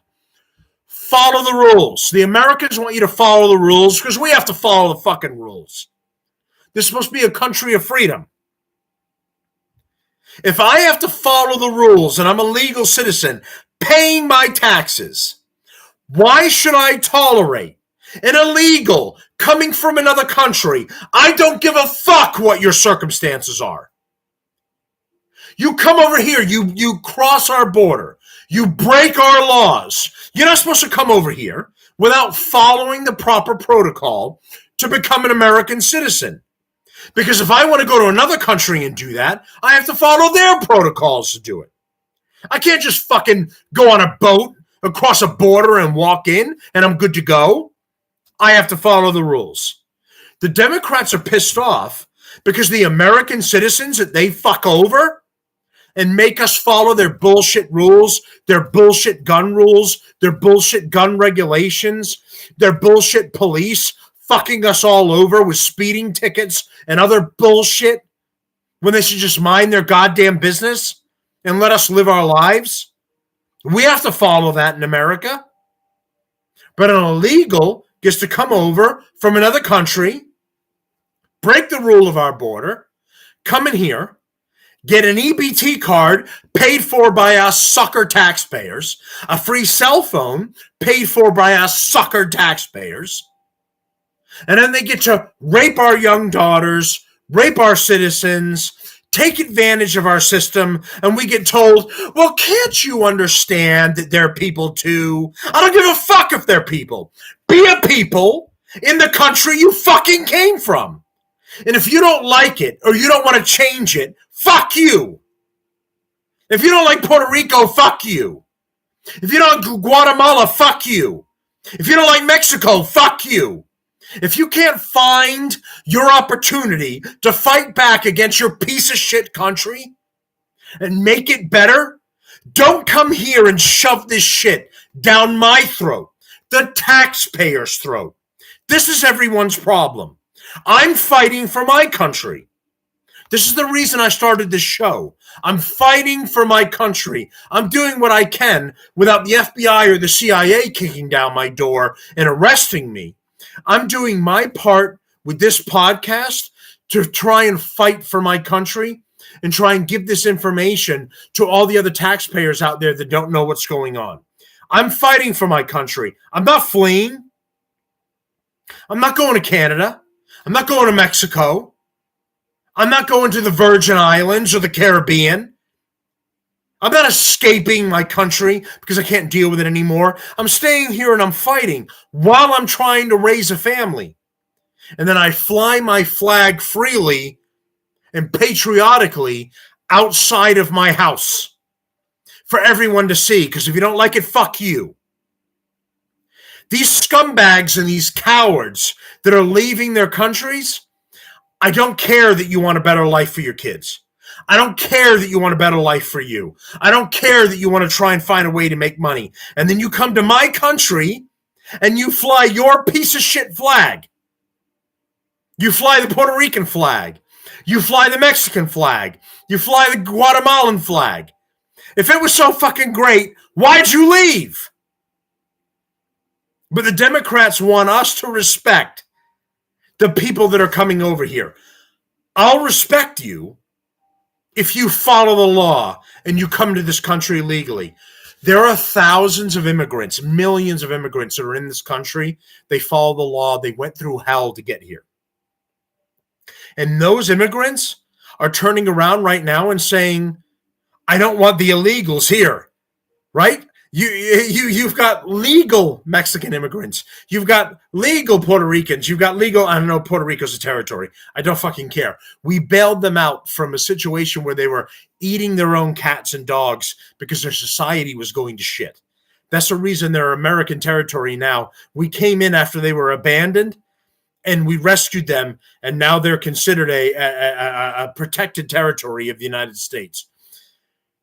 The ones that come in legally, I appreciate you. You respect America. The Cubans that came here that were being screwed over by a communist regime. They came over here and they go, I don't want Democrats. I don't want their bullshit. I want to live in a free society of the United States. And I don't want this fucking shit they're trying to force on me, because they get what you get when you get the bullshit from these other countries. They don't come over and fly the flag of the place that fucked them over. Yeah, maybe, to be fair to some of those people, they may fly a Cuban flag, but they're flying an American flag next to it because they care about their country's originality, not what it turned into to screw them. I respect those people.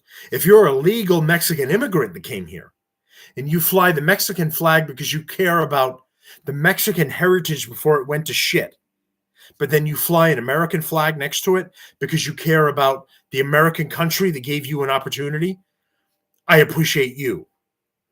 If you're an illegal that came over here to take advantage of the American taxpayer, who all of us are getting screwed over, to give forcefully be giving you all the free ride, I don't appreciate you. I don't want you here.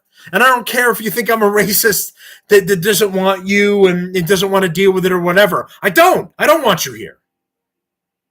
No free thinking American patriot who is paying their taxes wants you here. You're not contributing. You're fucking us over. And until you prove that you're going to make good decisions and you're going to take your illegal vote and vote the right way with the rest of the Americans to save this country, I don't believe you then either. You're just here to fuck us over. Okay, my rant's over. Let's continue.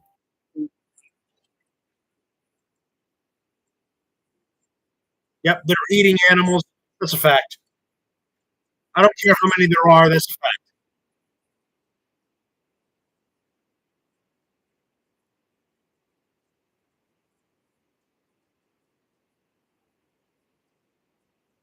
Bingo.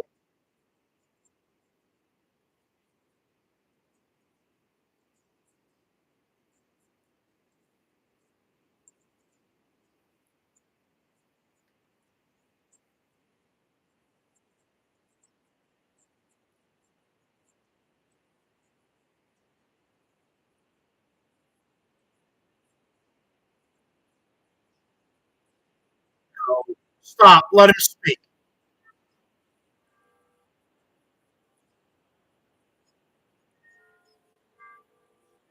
Yeah, shut the shit bag down.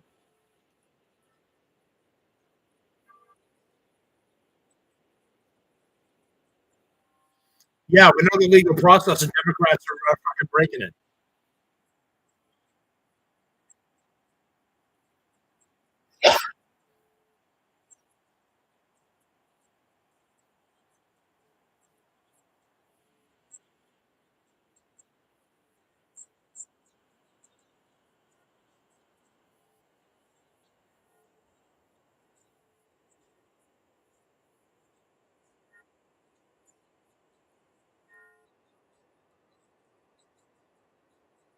Yeah, thank you. I have a tampon in my ass. None of them come from the middle class. Kamala moved to Canada and was going to a private school while her Indian family had her living the best life. She's a lying piece of shit. Walz is another lying piece of shit living off the taxpayers' dollars in Minnesota. They're both lying elite leftist scumbags. Their plan is to fuck over the American taxpayer, not help you.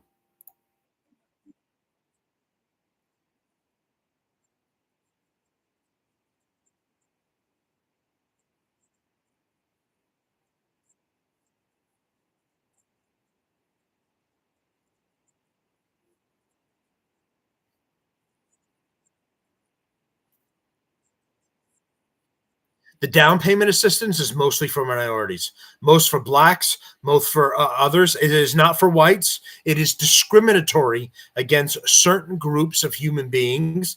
Kamala Harris does not want to help people across the board, generally across the board, buy homes. So this is bullshit.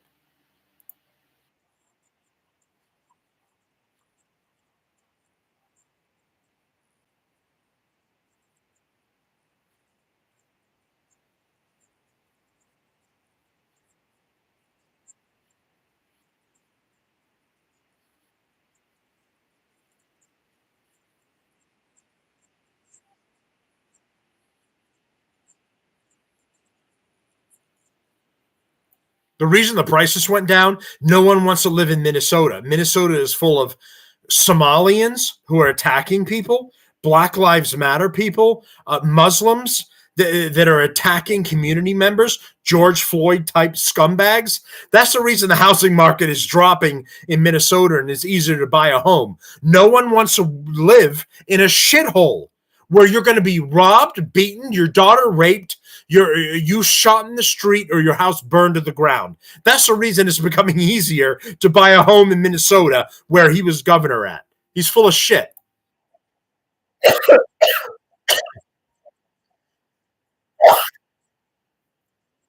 This child tax credit is not for families who already have children. It's for the scumbag ghetto families who are pumping out kids like baby factories. That's who Kamala is going to give the tax credit to for children. It is not for you and I who already have children, who are already trying to claim that on taxes as our legal right to.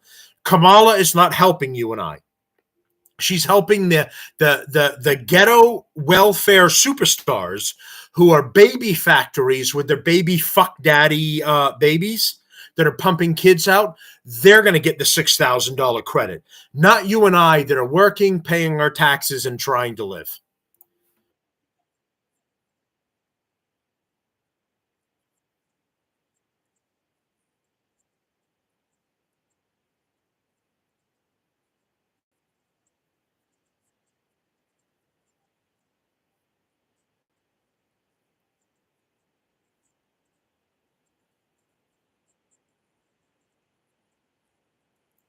He gave tax cuts to the companies that were a threat to leave the United States. Donald Trump's push was to keep American companies in America. Do any of you wonder why you call customer service and you get some fucking Indian that you can't understand? And you can't resolve your issue and you can't have a conversation because it's basically, thank you, come again, or whatever, oh, Mrs. Oh, I am so sorry for the.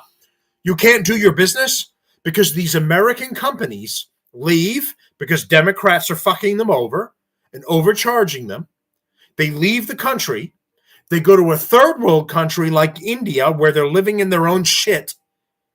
And they pay these guys $1 an hour to answer you on the phone, be almost completely non-understandable at all, to resolve your issue for the money that the service you're paying good money for to be resolved. Because you can't talk to an American anymore that you can understand them and they can understand you.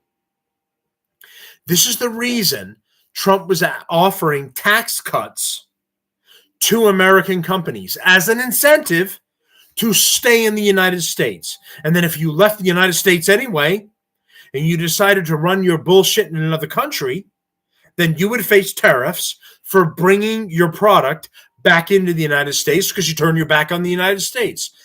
This is the reason. There's a give and take, okay? You can say, I don't want to offer a company tax cuts. Fuck that company. But if the company stays in the United States, keeps their business in the United States, and then you call customer service and you speak to a human being you can actually understand, I'm willing to pay $5 extra for a fucking human being I can understand and that can resolve my issue. Not an Indian or fucking somebody else who's like, and I'm going, what? Well, they go, oh, I'm sorry, Mr. So-and-so. I'm so sorry about your inconvenience. No, the fuck you're not. You're reading off a script. You don't give a fuck about me. You don't give a fuck about the money I'm paying to the company that you represent. This is the reason Trump was offering the tax cuts. So again, Walsh is lying and he's bullshitting you.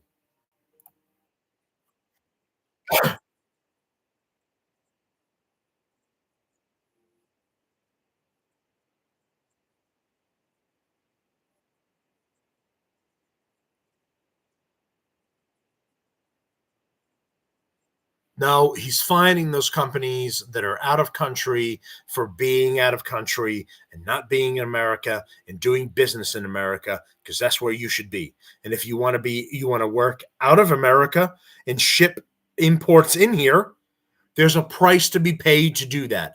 Business happens in the largest, most productive company and country in the world.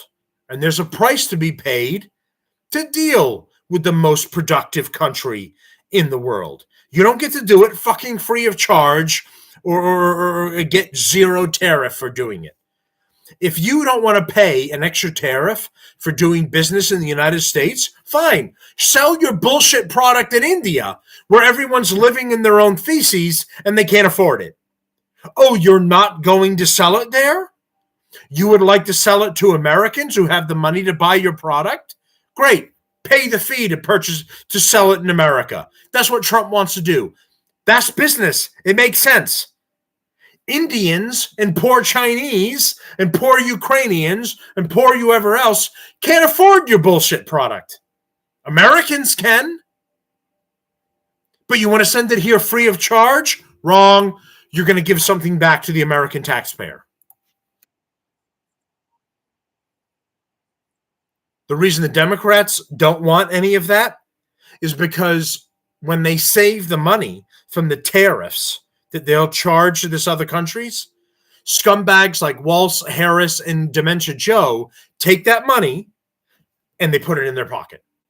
And they screw the American taxpayer. We never see it. That's why they want zero tariffs on China, Russia, any other country that's doing business with us. They want zero tariffs because the agreement with that country is to take the money and put it in Democrats' pockets. We never see it. All while the Democrats bullshit us into thinking we can get that cheap product for no problem for the American taxpayer.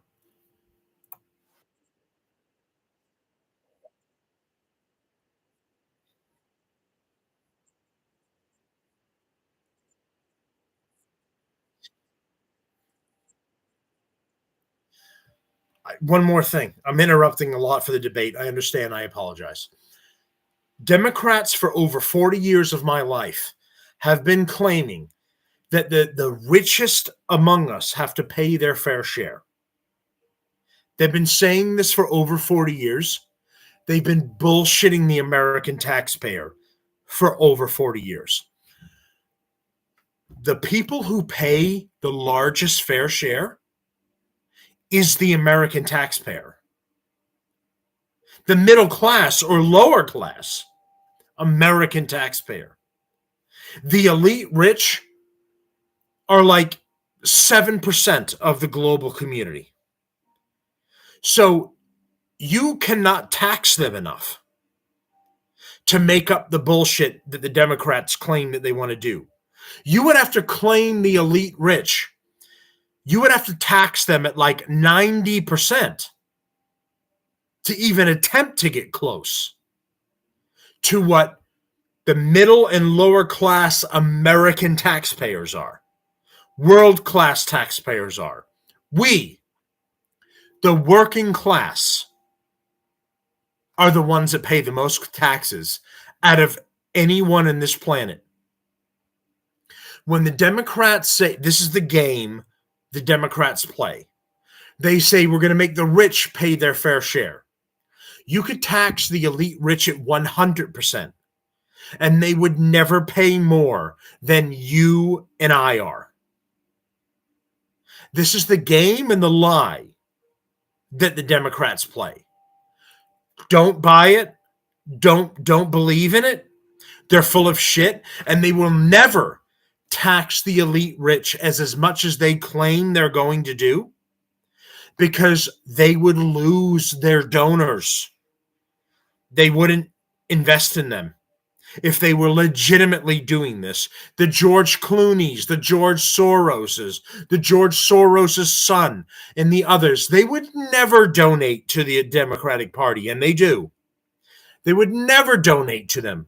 If the Democratic Party had any real intention of taxing them at the rate they claim to do, as Walsh is claiming right now, I hope with the people I'm watching YouTube, I'm watching Rumble, the people that are tuning in and out, they're coming into the show, they're leaving the show, they don't like what I have to say. I'm a middle class taxpayer in this country. I'm not bullshitting you. I'm not paid by either side. I'm not receiving money from anybody. I pay for this entire show, this entire endeavor. My personal time, 100% out of pocket. I don't have one advertiser, not one. No one from the Republican Party is paying me. No one is doing anything. This is me as a taxpayer raising a family, as a single father raising a family. I'm trying to tell you the real deal. I follow all of this on a daily basis ad nauseum. It drives me nuts, and there are times I don't want to do it anymore.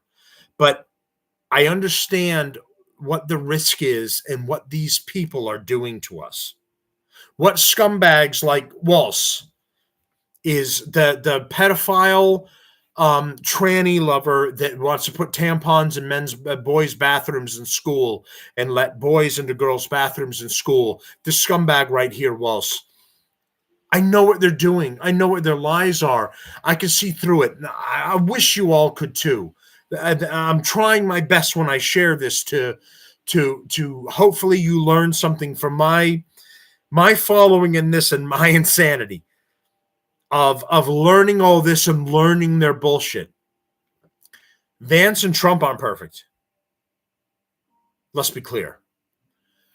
But the scumbag Democrats, they hate this country.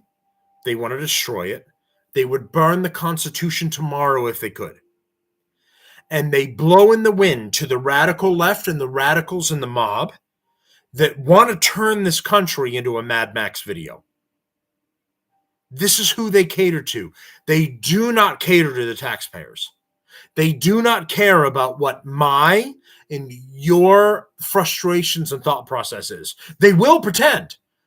Walsh is talking a good game about what he thinks here in this debate about the taxpayers. He has no idea what the legitimate taxpayers are. He's talking about the radical left-wing morons are bitching to him about, not legitimate tax-paying, decent people of this country. He's not speaking for them.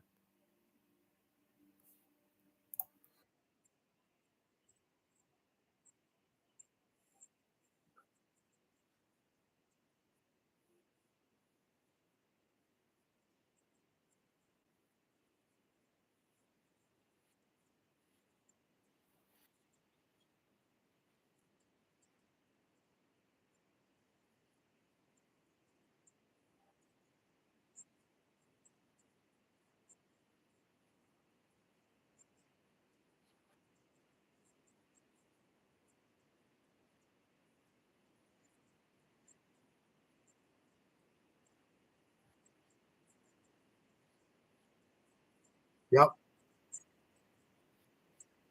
Yep.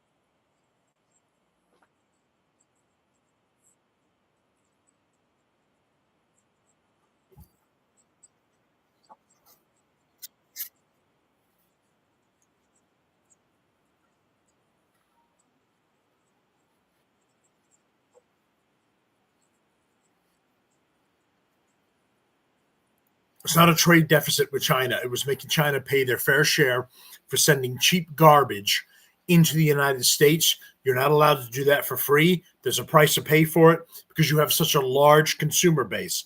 That's business. I'm not going to give you access to the great things I have here for free. I'm going to charge you for the access to all the people that are going to pay for your garbage. And the people should get some sort of benefit for that. It should not be free of charge.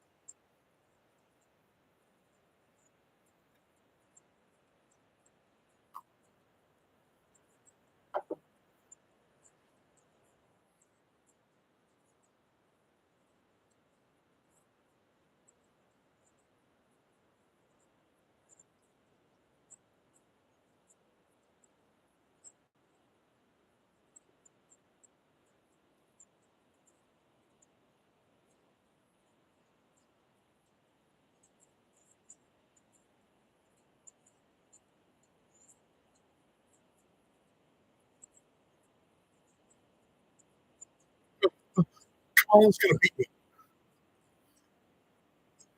Colin's going to beat me if I don't fix this. She beats me.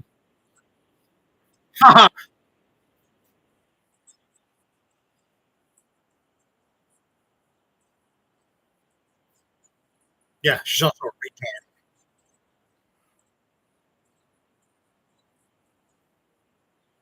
Yeah, walls. How many boys should have tampons? Ah,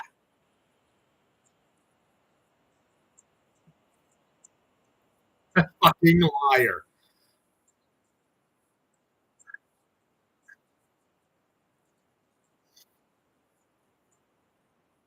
Oh, here we go. I grew up in a small middle family. Hey, Tim Walsh has been a liar. He's been a liar about his military service. Now, in his most recent thing, he's claiming he's been at Tiananmen Square during the China. Anyone remembers our history? The protesters being run over by tanks fighting for freedom in China and Tiananmen Square. Now he's claiming he was fucking there, and he was never there. This guy is a scumbag liar across the board. He's been everywhere. He's been in Tiananmen Square. He's been in Vietnam. He was with the cavemen fighting against the saber-toothed tigers. Ask this fucking guy. He's been everywhere against every major thing. This guy is a typical Democrat, left-wing, lying piece of shit. Now watch him fucking explain it to you.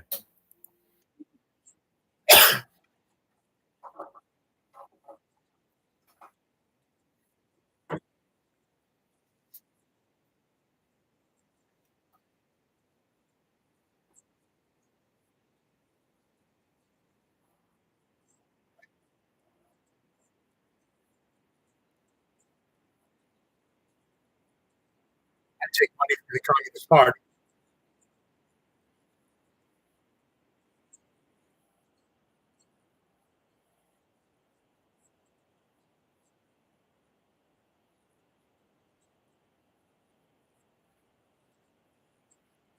You're a knucklehead permanently, retard. Idiot communist illegals in Minnesota elected you, not Americans.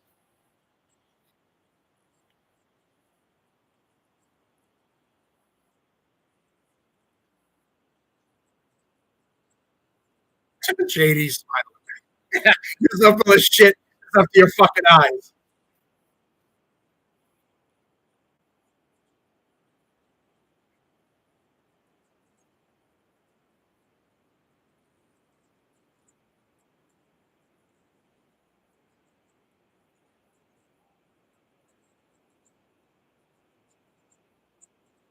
Come on, JD. Call him on the lie.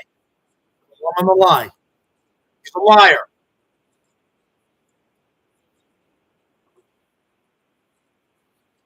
2 minutes is up, liar. You're not good. You're not a good soldier either. You're a liar.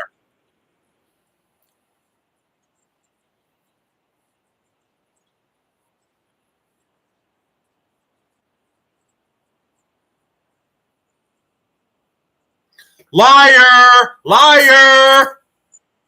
Misspoke. Liar! You were never in Tiananmen Square. You're a lying piece of shit.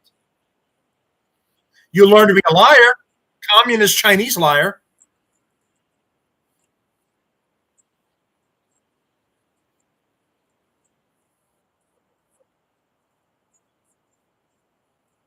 Why does JD get to answer how he's a liar?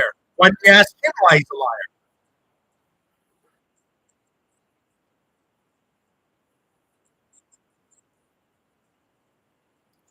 Notice CBS, a shitbag leftist at CBS, didn't press him further on why he was a liar and why he didn't claim he was at Tiananmen Square. He was not. He took trips to China because the Chinese government, as an American, put money in his pocket while he took his kids that he was probably shoving tampons up their ass while he was taking them there and pretending that he was doing a good thing for them. Lying and claiming that the people who died for freedom in Tiananmen Square, he was never there. He's a fucking lying piece of shit. Walz is the same lying piece of shit who said that he went to combat, and he was a scumbag who never went to combat, never picked up his weapon and went to combat. He got out before he was deployed to go to combat and then ran for office as a shitbag in Minnesota. He never went to combat. He never picked up a weapon to defend his country. He never went to Tiananmen Square to see what was going on at Tiananmen Square. He's a lying piece of shit. Everyone needs to be clear about that. And that alone should disqualify him from any run from office at all. He is a lying piece of garbage. And CBS just didn't call him out properly. They're like, well, just to be clear, you didn't answer that. And he's like, oh, yeah, well, balloons are different colors. Well, you fucking pedophile, tampon-loving retard. You didn't answer the question. Were you at Tiananmen Square while you claimed? No, you weren't. You're a lying piece of shit. But the left-wing media carries the water for the Democratic Party. This is why it's so important, not tooting my own horn here. This is why it's so important. Well, independent podcasters like myself, or a Tim Pool, or a Steven Crowder, or the Daily Wire, or Dan Bongino, or any others, whoever you would like to follow. Doesn't have to be me. You don't have to give a shit about me. Anyone else that you follow that's a conservative, or more importantly, a taxpayer that's willing to tell you the truth, willing to go through. I follow this every day. Again, as I said earlier in the show, I watch it and I follow it so much ad nauseum. It makes me sick. It monopolizes my life. It drives me nuts.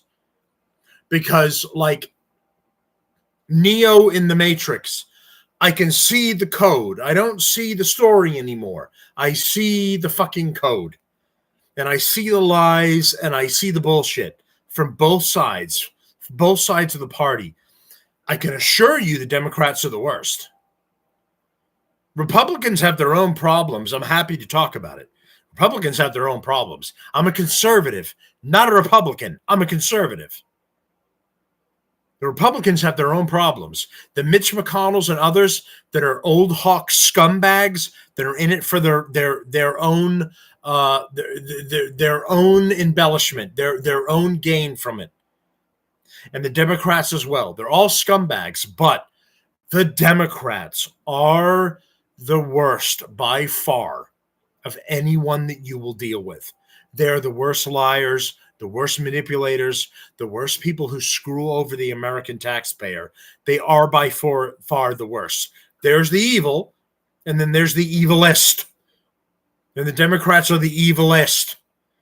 even though that isn't a word. It's a description of what they are.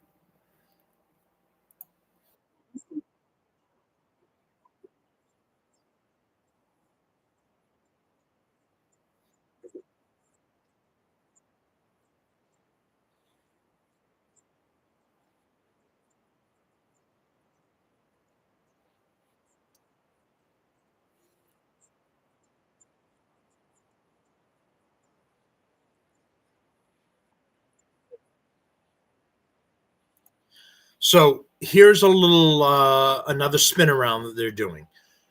These stupid bitches at CBS are trying to turn it around on him that in the past, JD Vance has had some negative things to say about Trump. Now I'm going to remind you of something about how the political spectrum works. When Kamala Harris was running for office, running for president against Joe Biden, Kamala Harris called Joe Biden a racist. She said that because of Joe Biden, little girls like her, black girls, she's an Indian girl, black girls like her couldn't take the bus to the school that she wanted to go because people like Joe Biden would have kept her from getting on that bus and getting to school and doing what she needed to do. This is a common political game. I don't agree with it, but I am attempting to explain it. This is a common political game that happens where the person who is running in the opposite of you will do their best to speak in derogatory terms against you. JD Vance had some negative things to say against Trump. And this is what the stupid bitches at CBS are bringing up now. I will remind you that Kamala Harris, while running against Joe Biden, called him a racist, called him a scumbag who would have kept a little black or Indian girl like her from going to the school or getting bus transport to the school that she wanted to go to, would have kept her from it because of people like Joe Biden. Kamala said this while running against Joe Biden. Now, Kamala Harris is his vice president. This is a common political action by one entity against another by speaking out against them when they are running in opposition to each other. And most of the time, the things they say, there may be some truth to it or there may not, but it's bullshit. And they're saying it at the time, and about 20 minutes later, they don't mean it anymore because they got brought into their cabinet. So this question that's being asked by CBS is bullshit, is corrupt, and it's not fair.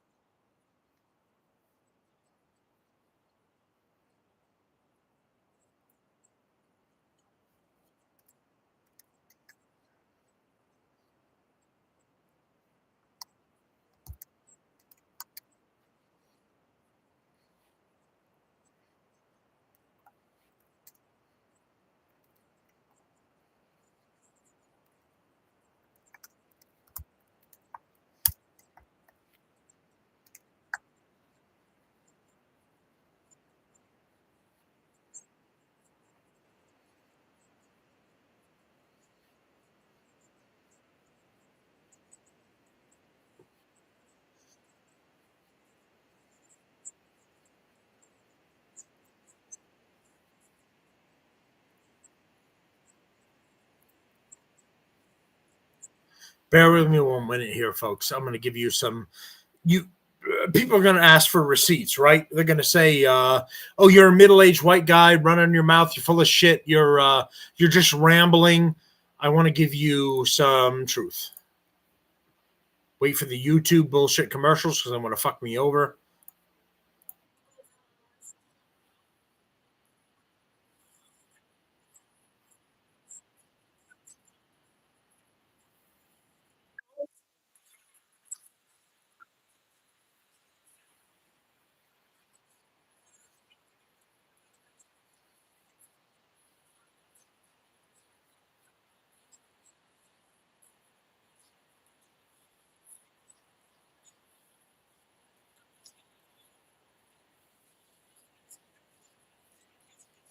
Wah, wah.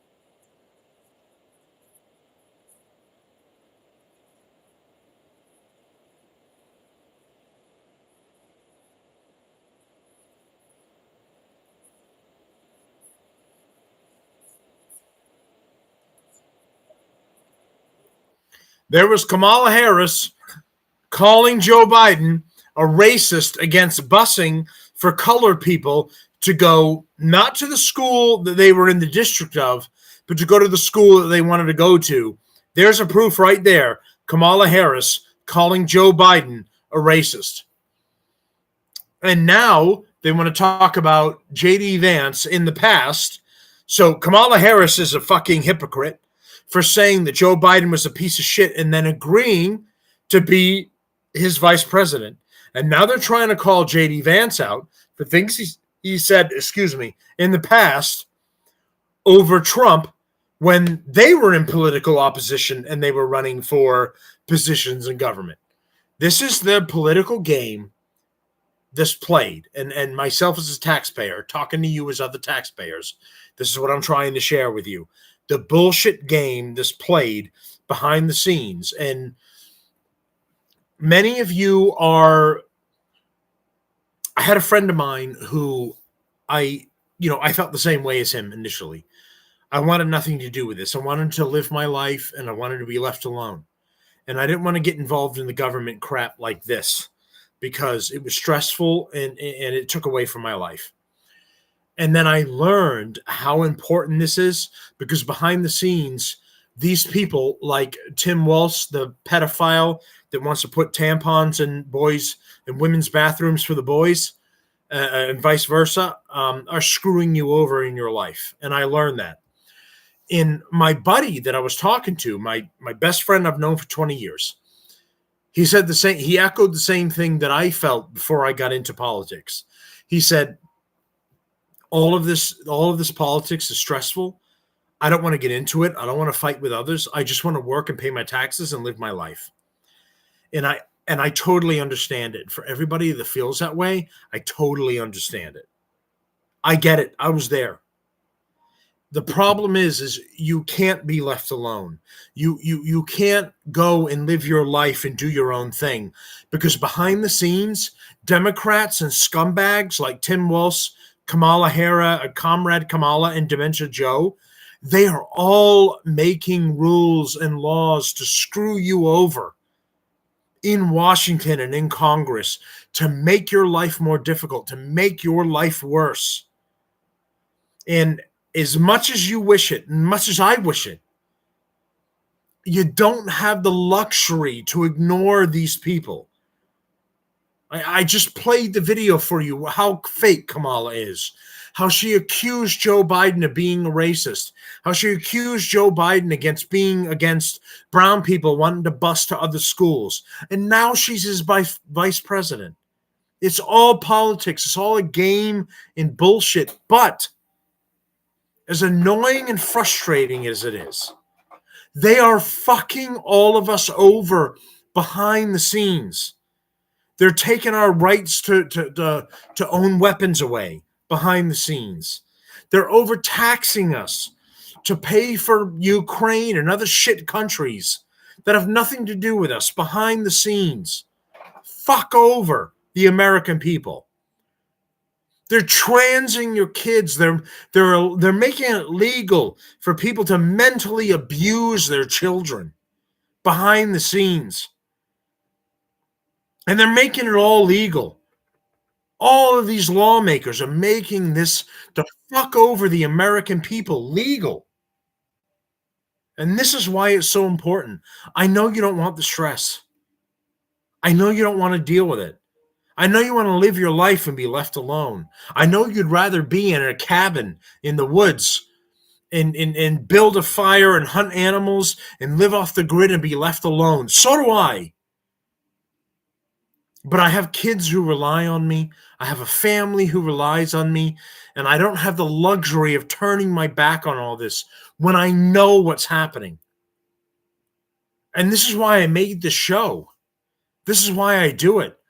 This is my way of fighting back against the Democrats who are, and Republicans as well, to be fair, who are working against supporting their own means and destroying this country and destroying what the founding fathers of this country made. This is my part. However small or however insignificant it is, this is my part to fight back against it and to inform other people of what's happening. And this is why I hope all of you pay attention to what's happening.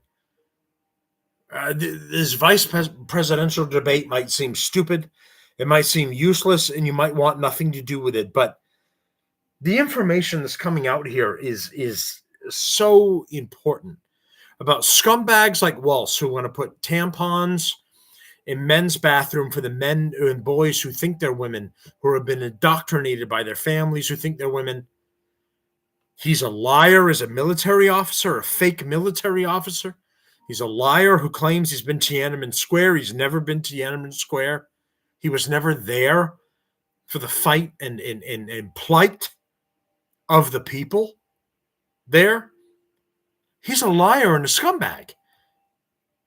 And he's on this vice presidential debate trying to talk to you as a fellow American person and trying to convince you that he's right and J.D. Vance and everybody else is wrong.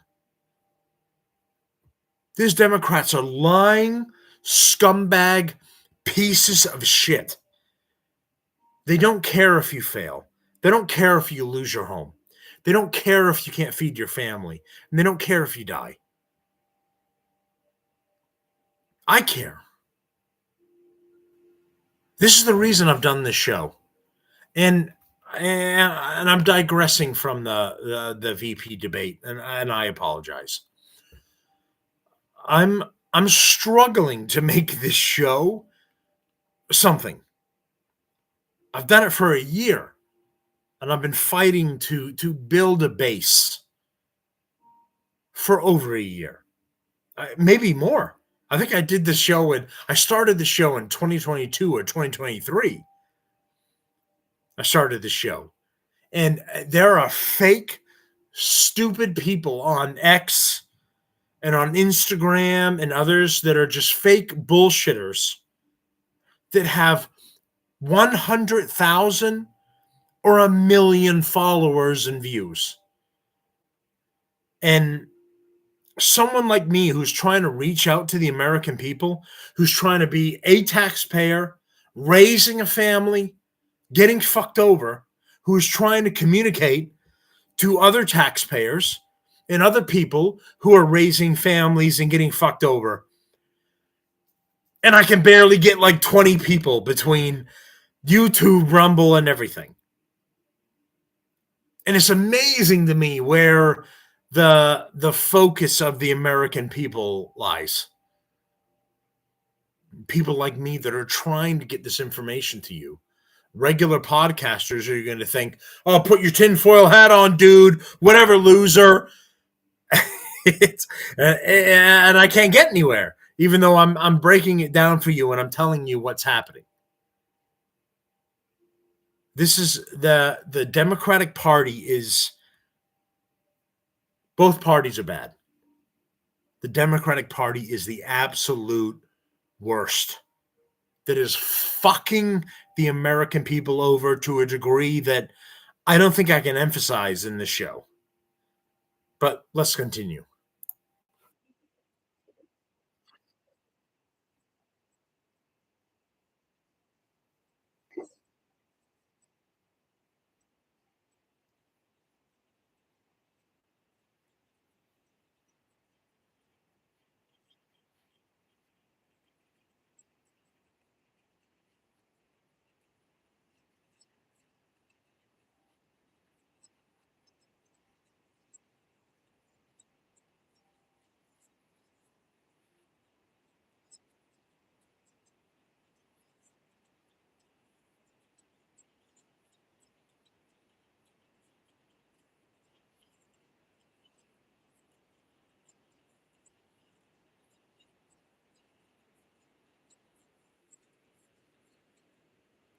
You see the look at Tim Walz? Look at him. He's a whipped, broken dog. He's a beta male faggot. And he has given in to Kamala's campaign. And he has to do this good, or he will be beaten when he comes home. That's the reason he has this look when JD Vance is saying these things, and he goes back into his memory, because they're not supposed to have notes, and he's not supposed to have anything in his ear, even though earlier on I see him playing with his ear. He was doing something like this, and he was playing with it like there's something in his ear and he's not supposed to be. But he's looking at it like Kamala's going to beat me when I come home. She's going to beat me after this debate is over, because he has been chosen on purpose. Well, why do you say that, Matt? What are you talking about? The original frontrunner for vice president for Kamala should have been Josh Shapiro of Pennsylvania. Pennsylvania is a battleground state where Kamala's losing. She is having a hard-fought battle in Pennsylvania. The smartest move she could have made in Pennsylvania was to choose Josh Shapiro. Why didn't she choose Josh Shapiro, Matt? Josh Shapiro's a Jew. He might be a sellout scumbag Democrat who's supporting everything that they're doing, but he's a Jew. And the radical left-wing Democrats hate the Jews right now. There's the radical left-wing Democrats that are fighting at colleges. They're fighting in the streets of New York and Minnesota and others. They're fighting to support Hamas, support Hezbollah, support Palestine, support the terrorist states. They won't tolerate a Jew as vice president. Josh Shapiro won't come out and say that because he wants to keep his job as a political candidate in Pennsylvania. But he was a front runner to be vice president.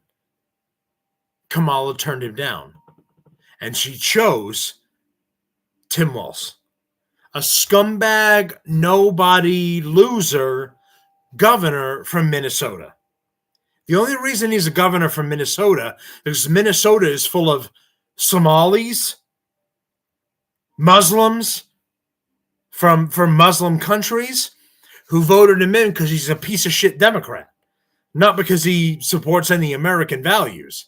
He supports transgenderism. He supports tampons in boys' bathrooms for boys who believe they're girls. He's an absolute mental case moron retard. And Kamala chose him over Josh Shapiro because Josh Shapiro is a Jew. This is the breakdown of the politics and the things that are happening. I don't like Josh Shapiro either. He's a scumbag who's a Democrat. And he supports the Democrats. He's a blind moron who's still supporting the Democrats, even though he got screwed over. But they didn't choose him because he's a Democrat. And the Israelis are fighting back against terrorism. And if Kamala chooses a Jew as a running mate, she's screwed. She's already in trouble for pushing the line that the government needs to support Israel. She's already facing pushback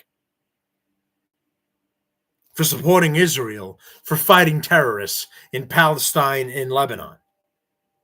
It would have been immensely worse for her if she chose a Jew as vice president. This is why she's got this tranny-loving faggot of Tim Walz as her vice president. And this is why I do this show, to explain to you guys, this is behind-the-scenes bullshit. I follow it on a daily basis. It will eventually drive me bonkers. But this is why I share this with you guys that don't follow politics and you don't want anything to do with it, or you don't understand what's the what, why, here, or how. This is why a tranny-loving queer in Tim Walz is the potential vice president candidate, because he's not a Jew.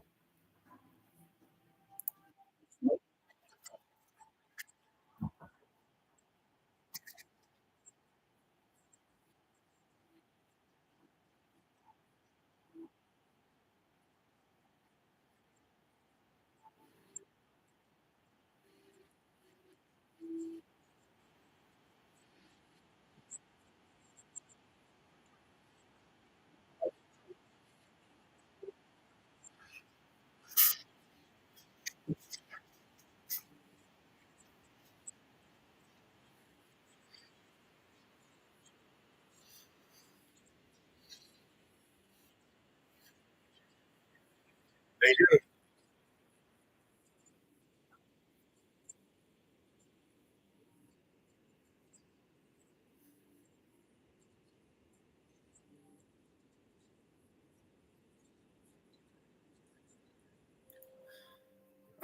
I know you guys are getting frustrated. I'm sorry.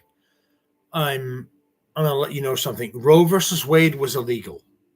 It was brought on at that time by a left wing judge, Supreme Court judge, who just said women need to be able to do whatever. This is a systemic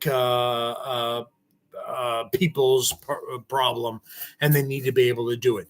There is nothing in the Constitution that says you should be able to murder a kid in the womb. The Constitution is brought on by our founding fathers who just survived a Revolutionary War to win freedom in the States, in the United States. Does anyone believe that the founding fathers went back and said, well, hold on. We've won our freedom, and thousands of people are dead fighting the British to gain our freedom. Having said that, if any women don't want their kids, you should be able to kill your kids because that's a freedom too. Does anyone believe the founding fathers said that?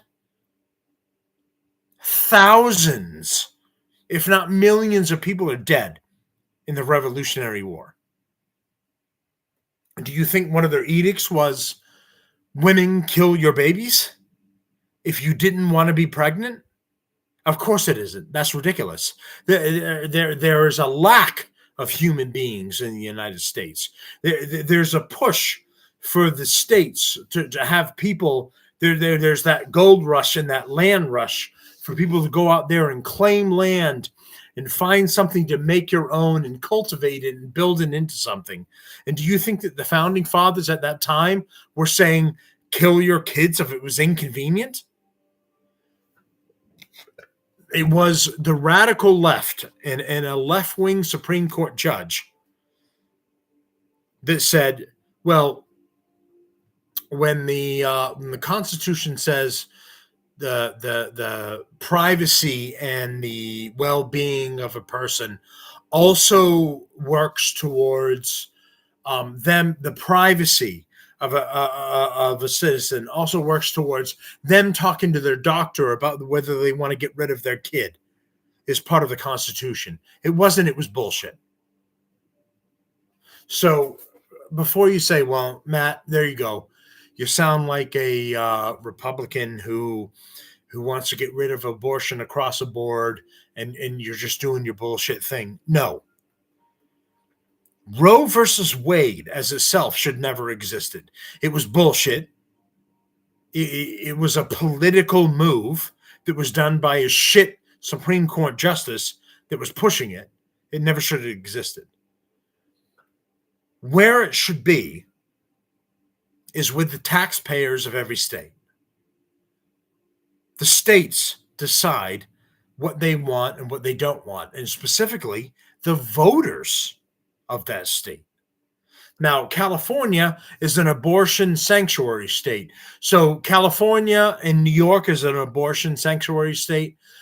You can kill your kid up to the age of 34 years old, living in their own apartment. You've gotten sick of them and you want them dead. You can kill them. They're all abortion sanctuary states. But the moron voters of California and New York decided to make them sanctuary states. I don't have to agree with them. You don't have to agree with them. They're a bunch of fucking retards. But the voters decided to do it. So that's what they are. And the states are supposed to have the power, not the federal government. If Vermont decided tomorrow, I've said this before in a previous show, if Vermont decided tomorrow it didn't want to say it wanted to illegally ban maple syrup and cheese, they could do it. Because everybody else would get their syrup and their cheese and their maple syrup from somewhere else. But if Vermont decided they wanted to make it illegal, the people of Vermont decided they wanted to vote it as illegal, they could do it. It's their own dumb fucking decision to make, but the voters decided to do it.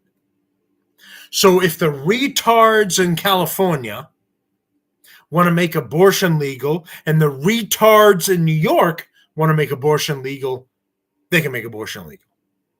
But the voters did it, not the federal government forcing it on the states.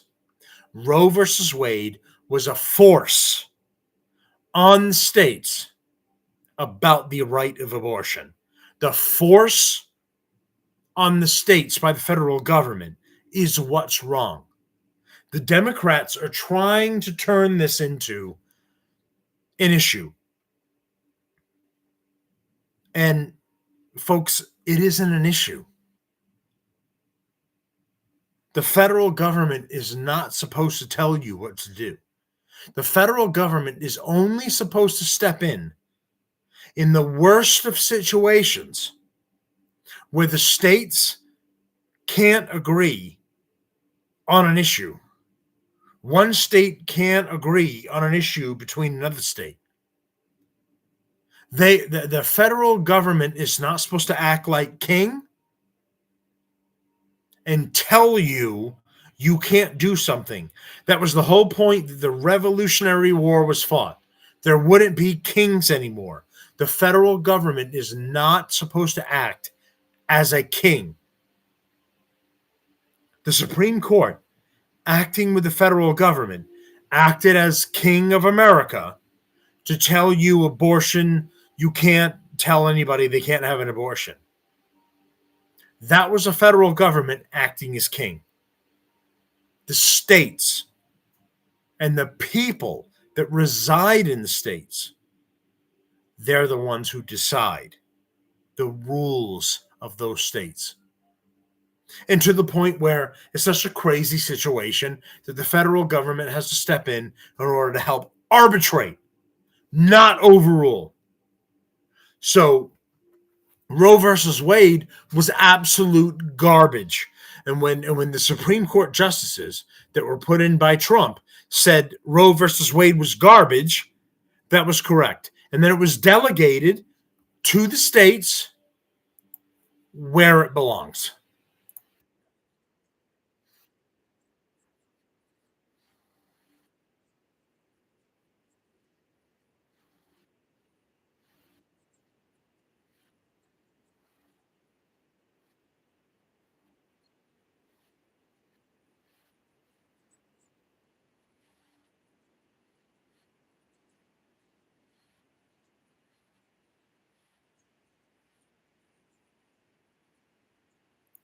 That's bullshit.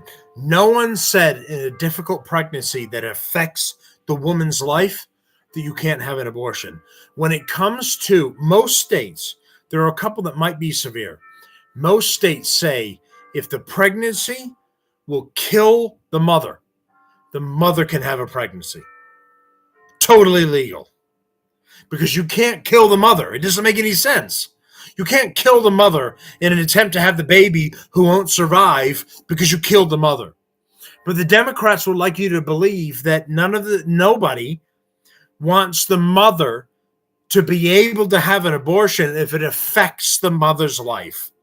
This is a lie. This is bullshit.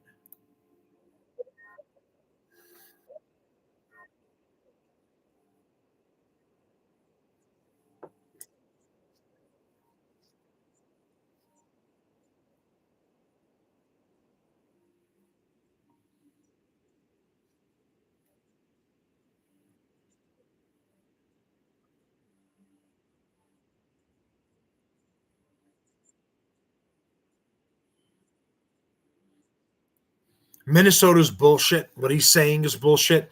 He's talking about putting women in charge, but he put it across the board.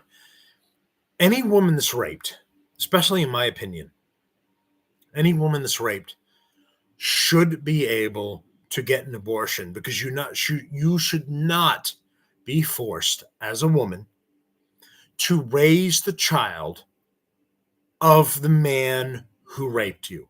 Almost no states at all are forcing you to do that. Walz is, again, is lying to you about it. When he pushed for the women's right, what he's claiming pushing for the women's right in Minnesota, it was not stuck on the singular issue of a woman being raped by an individual or incest by a family member. He's talking about across the board. The woman decides, I had a one night stand, I had fun, but now I'm pregnant. I don't want that responsibility, so I'm going to get rid of it. That's what he's talking about. But he's lumping it in with these women who have suffered a horrific event.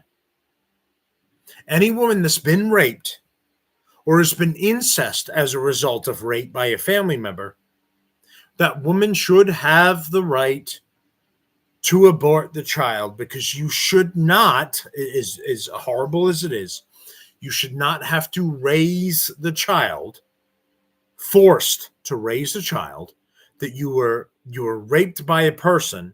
That child, it's not the child's fault, granted, but is a horrible mental road in which you have to force that woman to raise the child, a child that is a product of the man who raped you, be it incest of a family member or by a man who raped you and you didn't give them permission.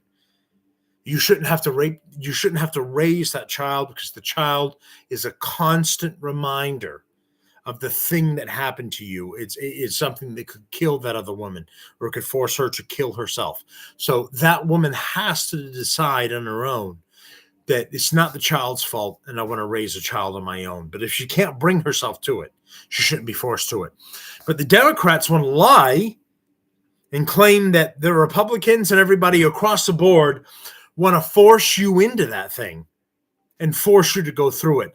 This crazed tampon loving faggot wants to pretend that that's the deal.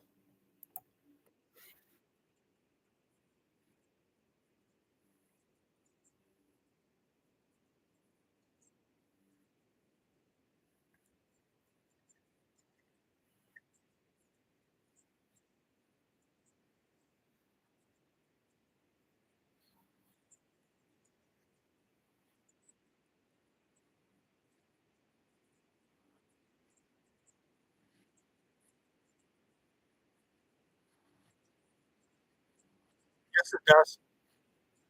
What works for Texas doesn't work for Washington. That's states' rights.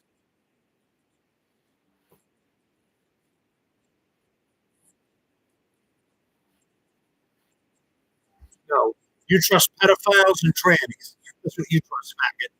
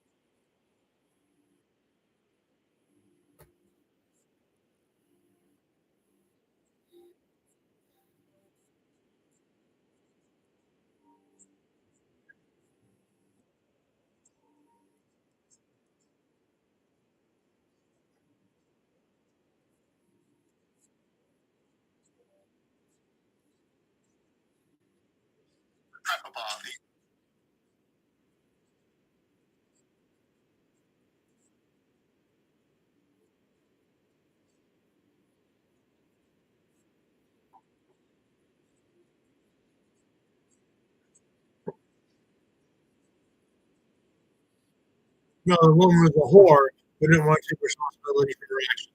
And the fuck boy that knocked her up. That's why she wanted to escape out of state in order to do it. She's a piece of shit.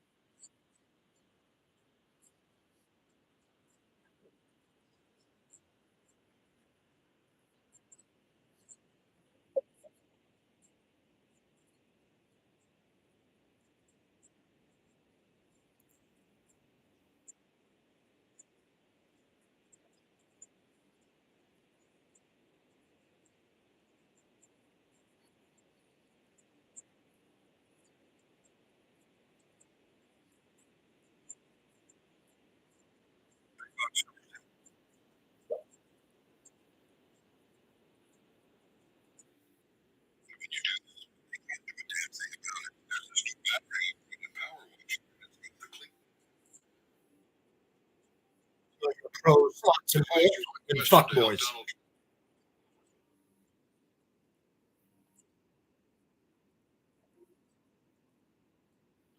Yeah, they're fucking murderers. They're scumbags. That's why. Yeah, 'cause Minnesota is full of Somalis and fucking Muslims.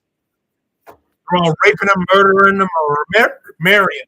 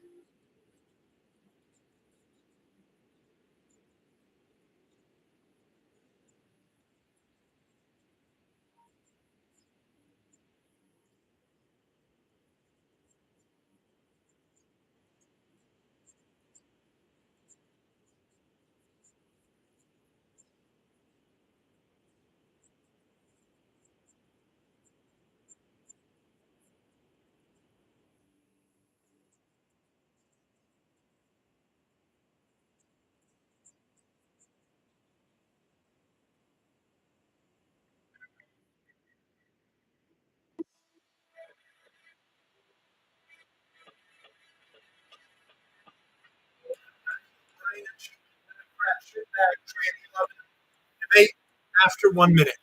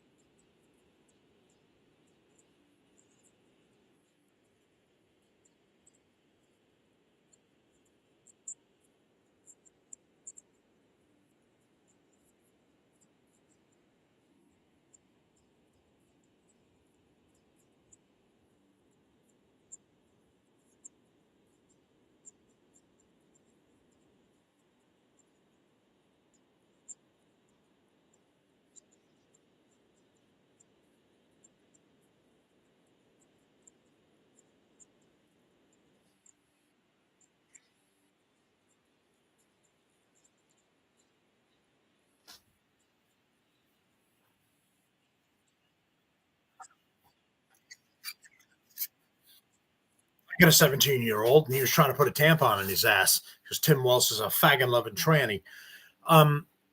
This was a poor answer by Vance. Stronger windows and stronger doors is not the solution to school shootings. Mental illness help is the strongest support for school shootings. The mentally ill Democrats are telling boys that they can be girls, girls that they can be boys.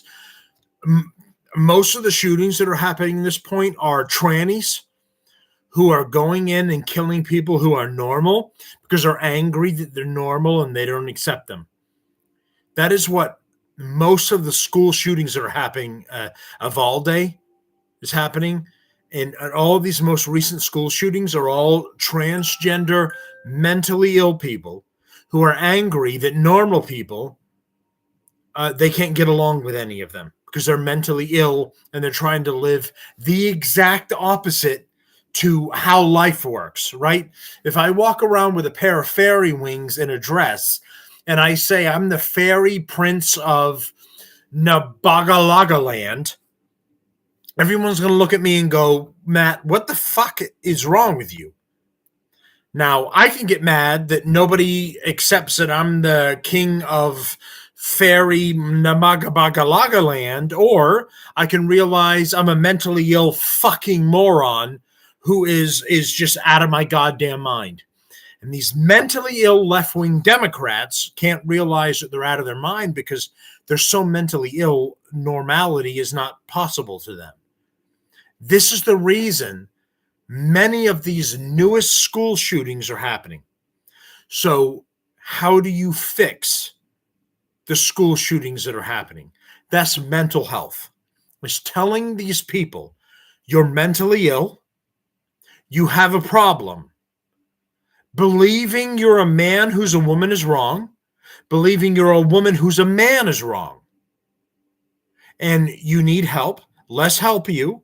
Let's help you find your proper identity, because the identity that nature already fucking figured out for you, just look down at your pants, take your pants off and look down. That's your fucking natural identity. Have someone help you figure that out, because you're too fucked up to figure it out on your own, or your parents fucked you up so much you can't figure it out on your own. and then get the help, the mental help that you need, and come back to society.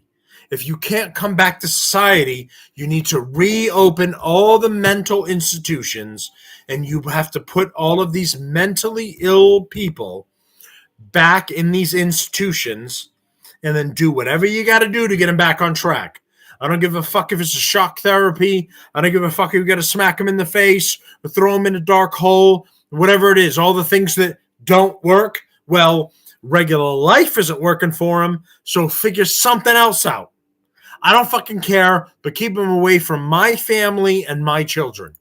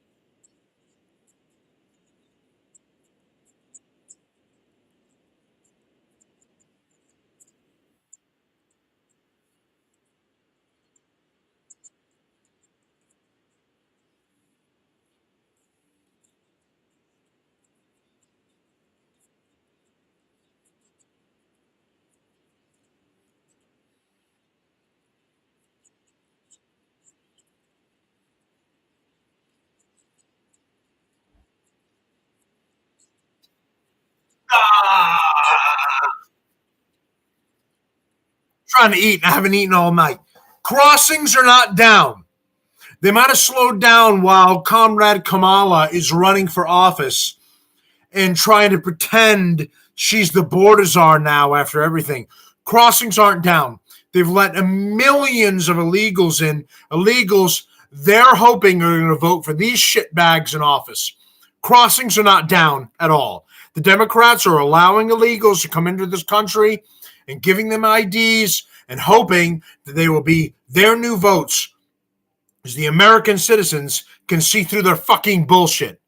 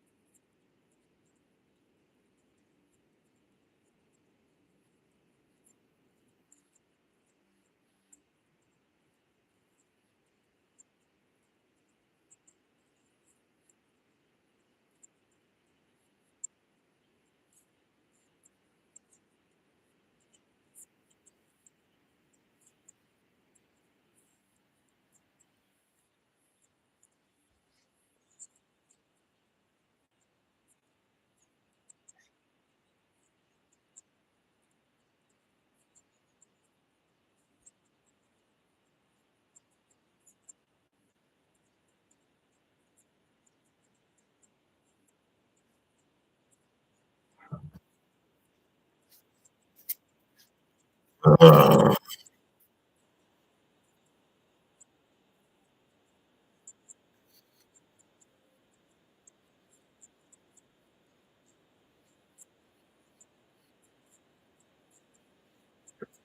This has gone too long. I've let it go on too long.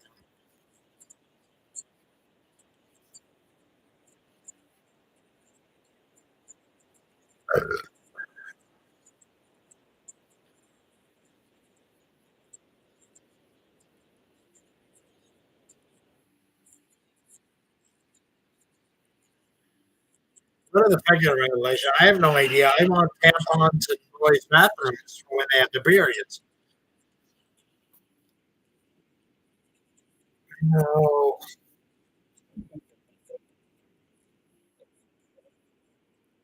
All right, folks. I admit I've done a little too much rambling, but I've tried to inform all of the people about this. I know it's gone way beyond. The debate is already over. I'm behind, and and these two have still got more to go. Walsh has got more lying and more bullshit to go, and I'm not sure I can do it anymore. I'm not sure you can either. I've had a lot of people tune out. I don't even have half the viewers anymore. This soft mineral melt in your mouth for the show. I got some shit commercial going on right now. So I think I'm going to end it. And the debate isn't over, but Tim Walsh is a liar. JD Vance is trying to counter him. This is a great debate, and I think JD Vance did very well, and Walsh was a lying piece of shit with anyone with a functioning brain knowing that. And I think for me personally, I'm going to end it here. I apologize. I've been going for over 3 hours at this point. There was so much more that I wanted to get to as well, as far as the Israeli Iran attack and etc.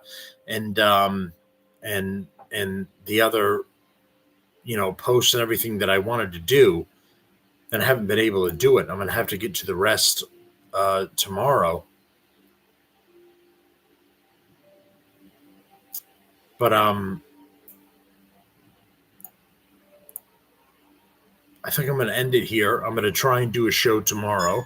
I'm going to try and catch you up with all of the Comrade Kamala lies and her poor interviews and the absolute horrible flooding in North Carolina, which is being ignored by the corrupt Biden-Harris regime. that isn't giving them proper help at all, because they're giving all their money to Ukraine. And I apologize to anybody that and then the ILA strike, the port strike that's going on right now. I wanted to get into that, and I'm probably going to have to do that tomorrow. That has a significant impact on the United States, and I apologize that I won't be able to do more. I probably should have started earlier. I had so many updates to the show in updates that I wanted to do for it to make it better, that I haven't been able to get to everything that I wanted to. And I apologize to all the viewers for that. I want to thank everybody that's tuned in and just watched the whole show and is stuck with us. I want to thank everybody that's going to tune in later on and check this out after the fact, and wants to support the show. Thank you for the support. Thank you for new members on YouTube and on Rumble. Like, share, support the show. If you want to buy me a coffee, use the options that are there to do a super chat or send me something in order to do that if you appreciate the show, and I thank you for it. And it's 11:32 Eastern time here. The debate's already over. I'm not personally sure I can take any more. I'm not sure that any of you want to. Tim Walz is a lying Democrat, tranny-loving, tampon in men's bathrooms piece of shit. And I hope that you've been able to figure that out, or that you're learning. That's what I'm trying to show in this show, that he's a scumbag. Kamala Harris is a scumbag. Dementia Joe is a scumbag. And they don't care anything about you. They care about lining their pockets. The only reason Tim Walz has been the governor of Minnesota is because Minnesota is full of Somali pirates and Muslim illegals, and just, it's not even an American city or state anymore. It's just turned into a shithole, and it's the scumbags that aren't Americans that have voted for him, and that's the reason he's going for vice president now. He's a piece of shit. The people that voted for him are pieces of shit, and they hate America. And I hope you're learning that from different sources, right? Yeah, you don't have to take my word for it. You don't have to watch my show, and you don't have to take my word for it 100%. Get it from other sources. Learn what all of this is and where it's coming from. Anything that I've missed and somebody else has picked up, get it from there too. And realize that these Democrats, they hate you. They hate the taxpayer. You're useful, but they hate the taxpayer. They hate America. They want illegals because illegals, for the meantime, help push their agenda and help screw over the American people and help them burn the Constitution and help set up their own chaotic tranny utopia, like Chaos Land Mad Max video. That's what the Democrats want, and that's what they're pushing. And that's what they're hoping for, because when that happens, the Democrats can push for just total, like, Nazi takeover, where they're the ones that will restore order. They're the ones that will keep you safe by crushing everything that they have allowed to run free up to this point. I hope that it seems like many people are waking up, and I hope that you are.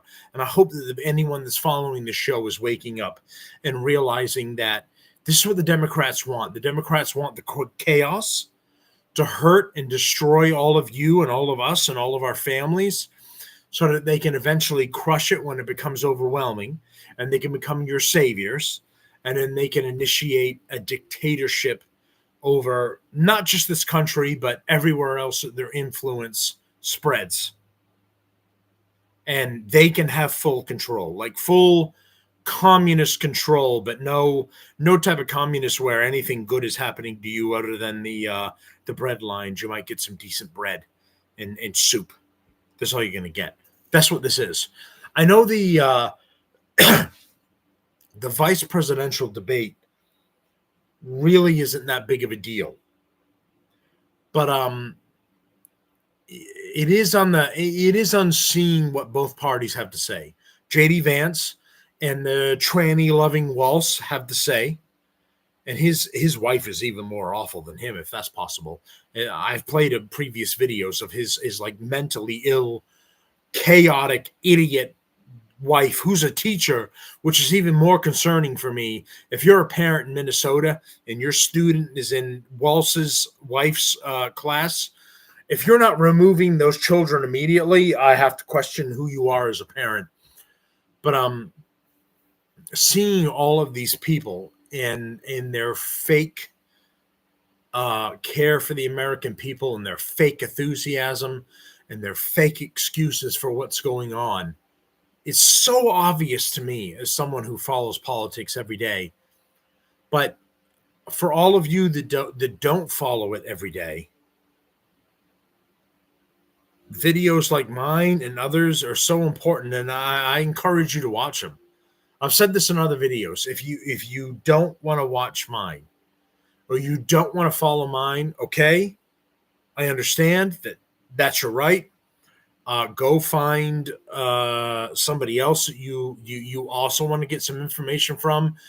Steven Crowder, Dan Bongino, Daily Wire, another independent source that you don't really know on YouTube or Rumble. Go ahead and get some information from them too. I 100% understand that and support that. And don't just take my word for it. Get their take on it too.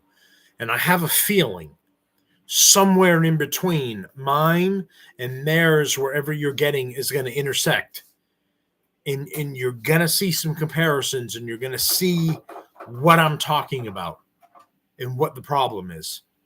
And I hope and I encourage everyone that's watching this and listening to this and getting this from other sources, not just me, other sources, that you're figuring out what the real deal is. When I started the show as a frustrated taxpayer who got started as a Democrat many moons ago, and then I realized that the Democratic Party, whatever it was, died a long time ago, and it became a twisted, corrupt version of whatever it used to be. And now it's illegals and trannies and chaos and the anti-American and the worst things that any human being could possibly get. And when I realized that, I said, I have to do my part. I have to do something. I can't keep yelling at the wall, and I can't keep yelling out loud and driving my family nuts. So what could I do? Well, I could grab a rifle and go crazy like Ruth and try and assassinate a government official, or the other geek loser moron that tried to kill Trump in Butler, Pennsylvania, or, as I said, Ruth, the loser on the golf course trying to kill Trump. I could become one of those, which doesn't accomplish anything. Or I could do what's within my rights of a tax-paying citizen of this country, and I could get my voice out there and hopefully educate some others, hopefully educate and open some eyes of some other people, and let you know what's really going on in government and what these people are really trying to do to you. Very specifically, and you may call it biased, but very specifically, these Democrats who hate you. They may claim that they care about you and they want to help and your reproductive rights and all this bullshit. They hate you. They don't care about you. They don't care about your rights or your kids. They don't care about this country. They hate the Constitution.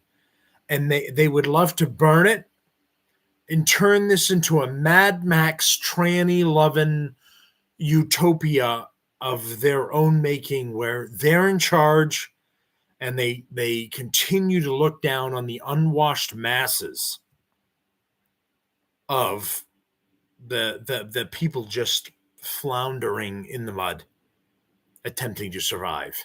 That's what the Democrats certainly want, and really Congress and this corrupt president in general. This is what they really want. And I hope in having the show that I'm doing my part to whatever degree that could be.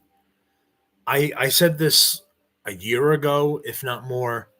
when I started the show that I don't care if I have 5 viewers, 500, or 5,000, or whatever it turns into, or doesn't down the road. I'm a taxpayer. I have the right to have my voice heard. I have the right to put my voice out there. And I hope that I'm reaching other people and they're hearing what I'm saying, and they know deep down what's happening, and that they want to join this fight, and they want to fight back against a corrupt government and a corrupt democratic regime that is attempting to do and pull the wool over the eyes of the American people. And I hope they watch the show. I hope they're supportive of the show. I hope they hear even part of this message, and they feel compelled to wake up and take some sort of arm up politically against this fight, and fight back against a corrupt, chaotic, democratic regime that wants to destroy this country. I can see it happen in real time, and it's so demoralizing and so frustrating. The Democrats destroying this nation, and I hope other people can see it too. So for today, I've done over 3 hours. I don't even know what it is this month.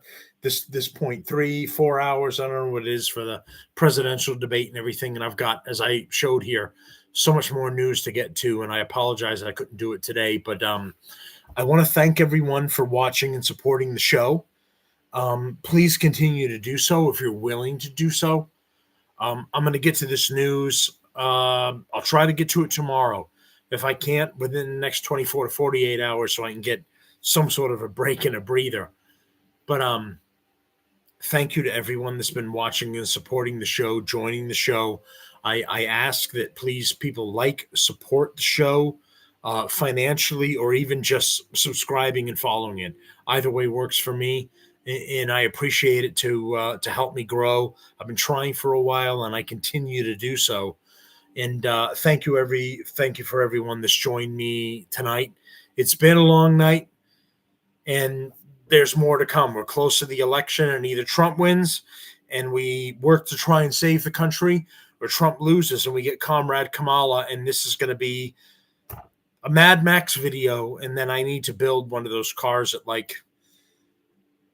runs on a fuel tank and shoots fire out of the side, and then I wear a mask with spikes on it, and then I chase other people who have fuel.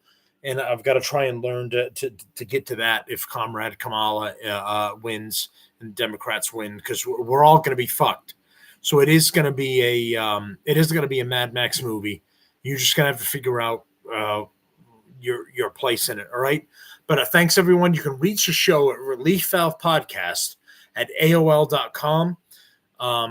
Like or comment on the show on YouTube, on Rumble, super chats. Eventually, when people would like to do a super chat, I'll read it live on the air, and just support me and follow. And I appreciate everyone. All right, thank you everyone, and have a good night. And I can't do any more of the vice presidential debate.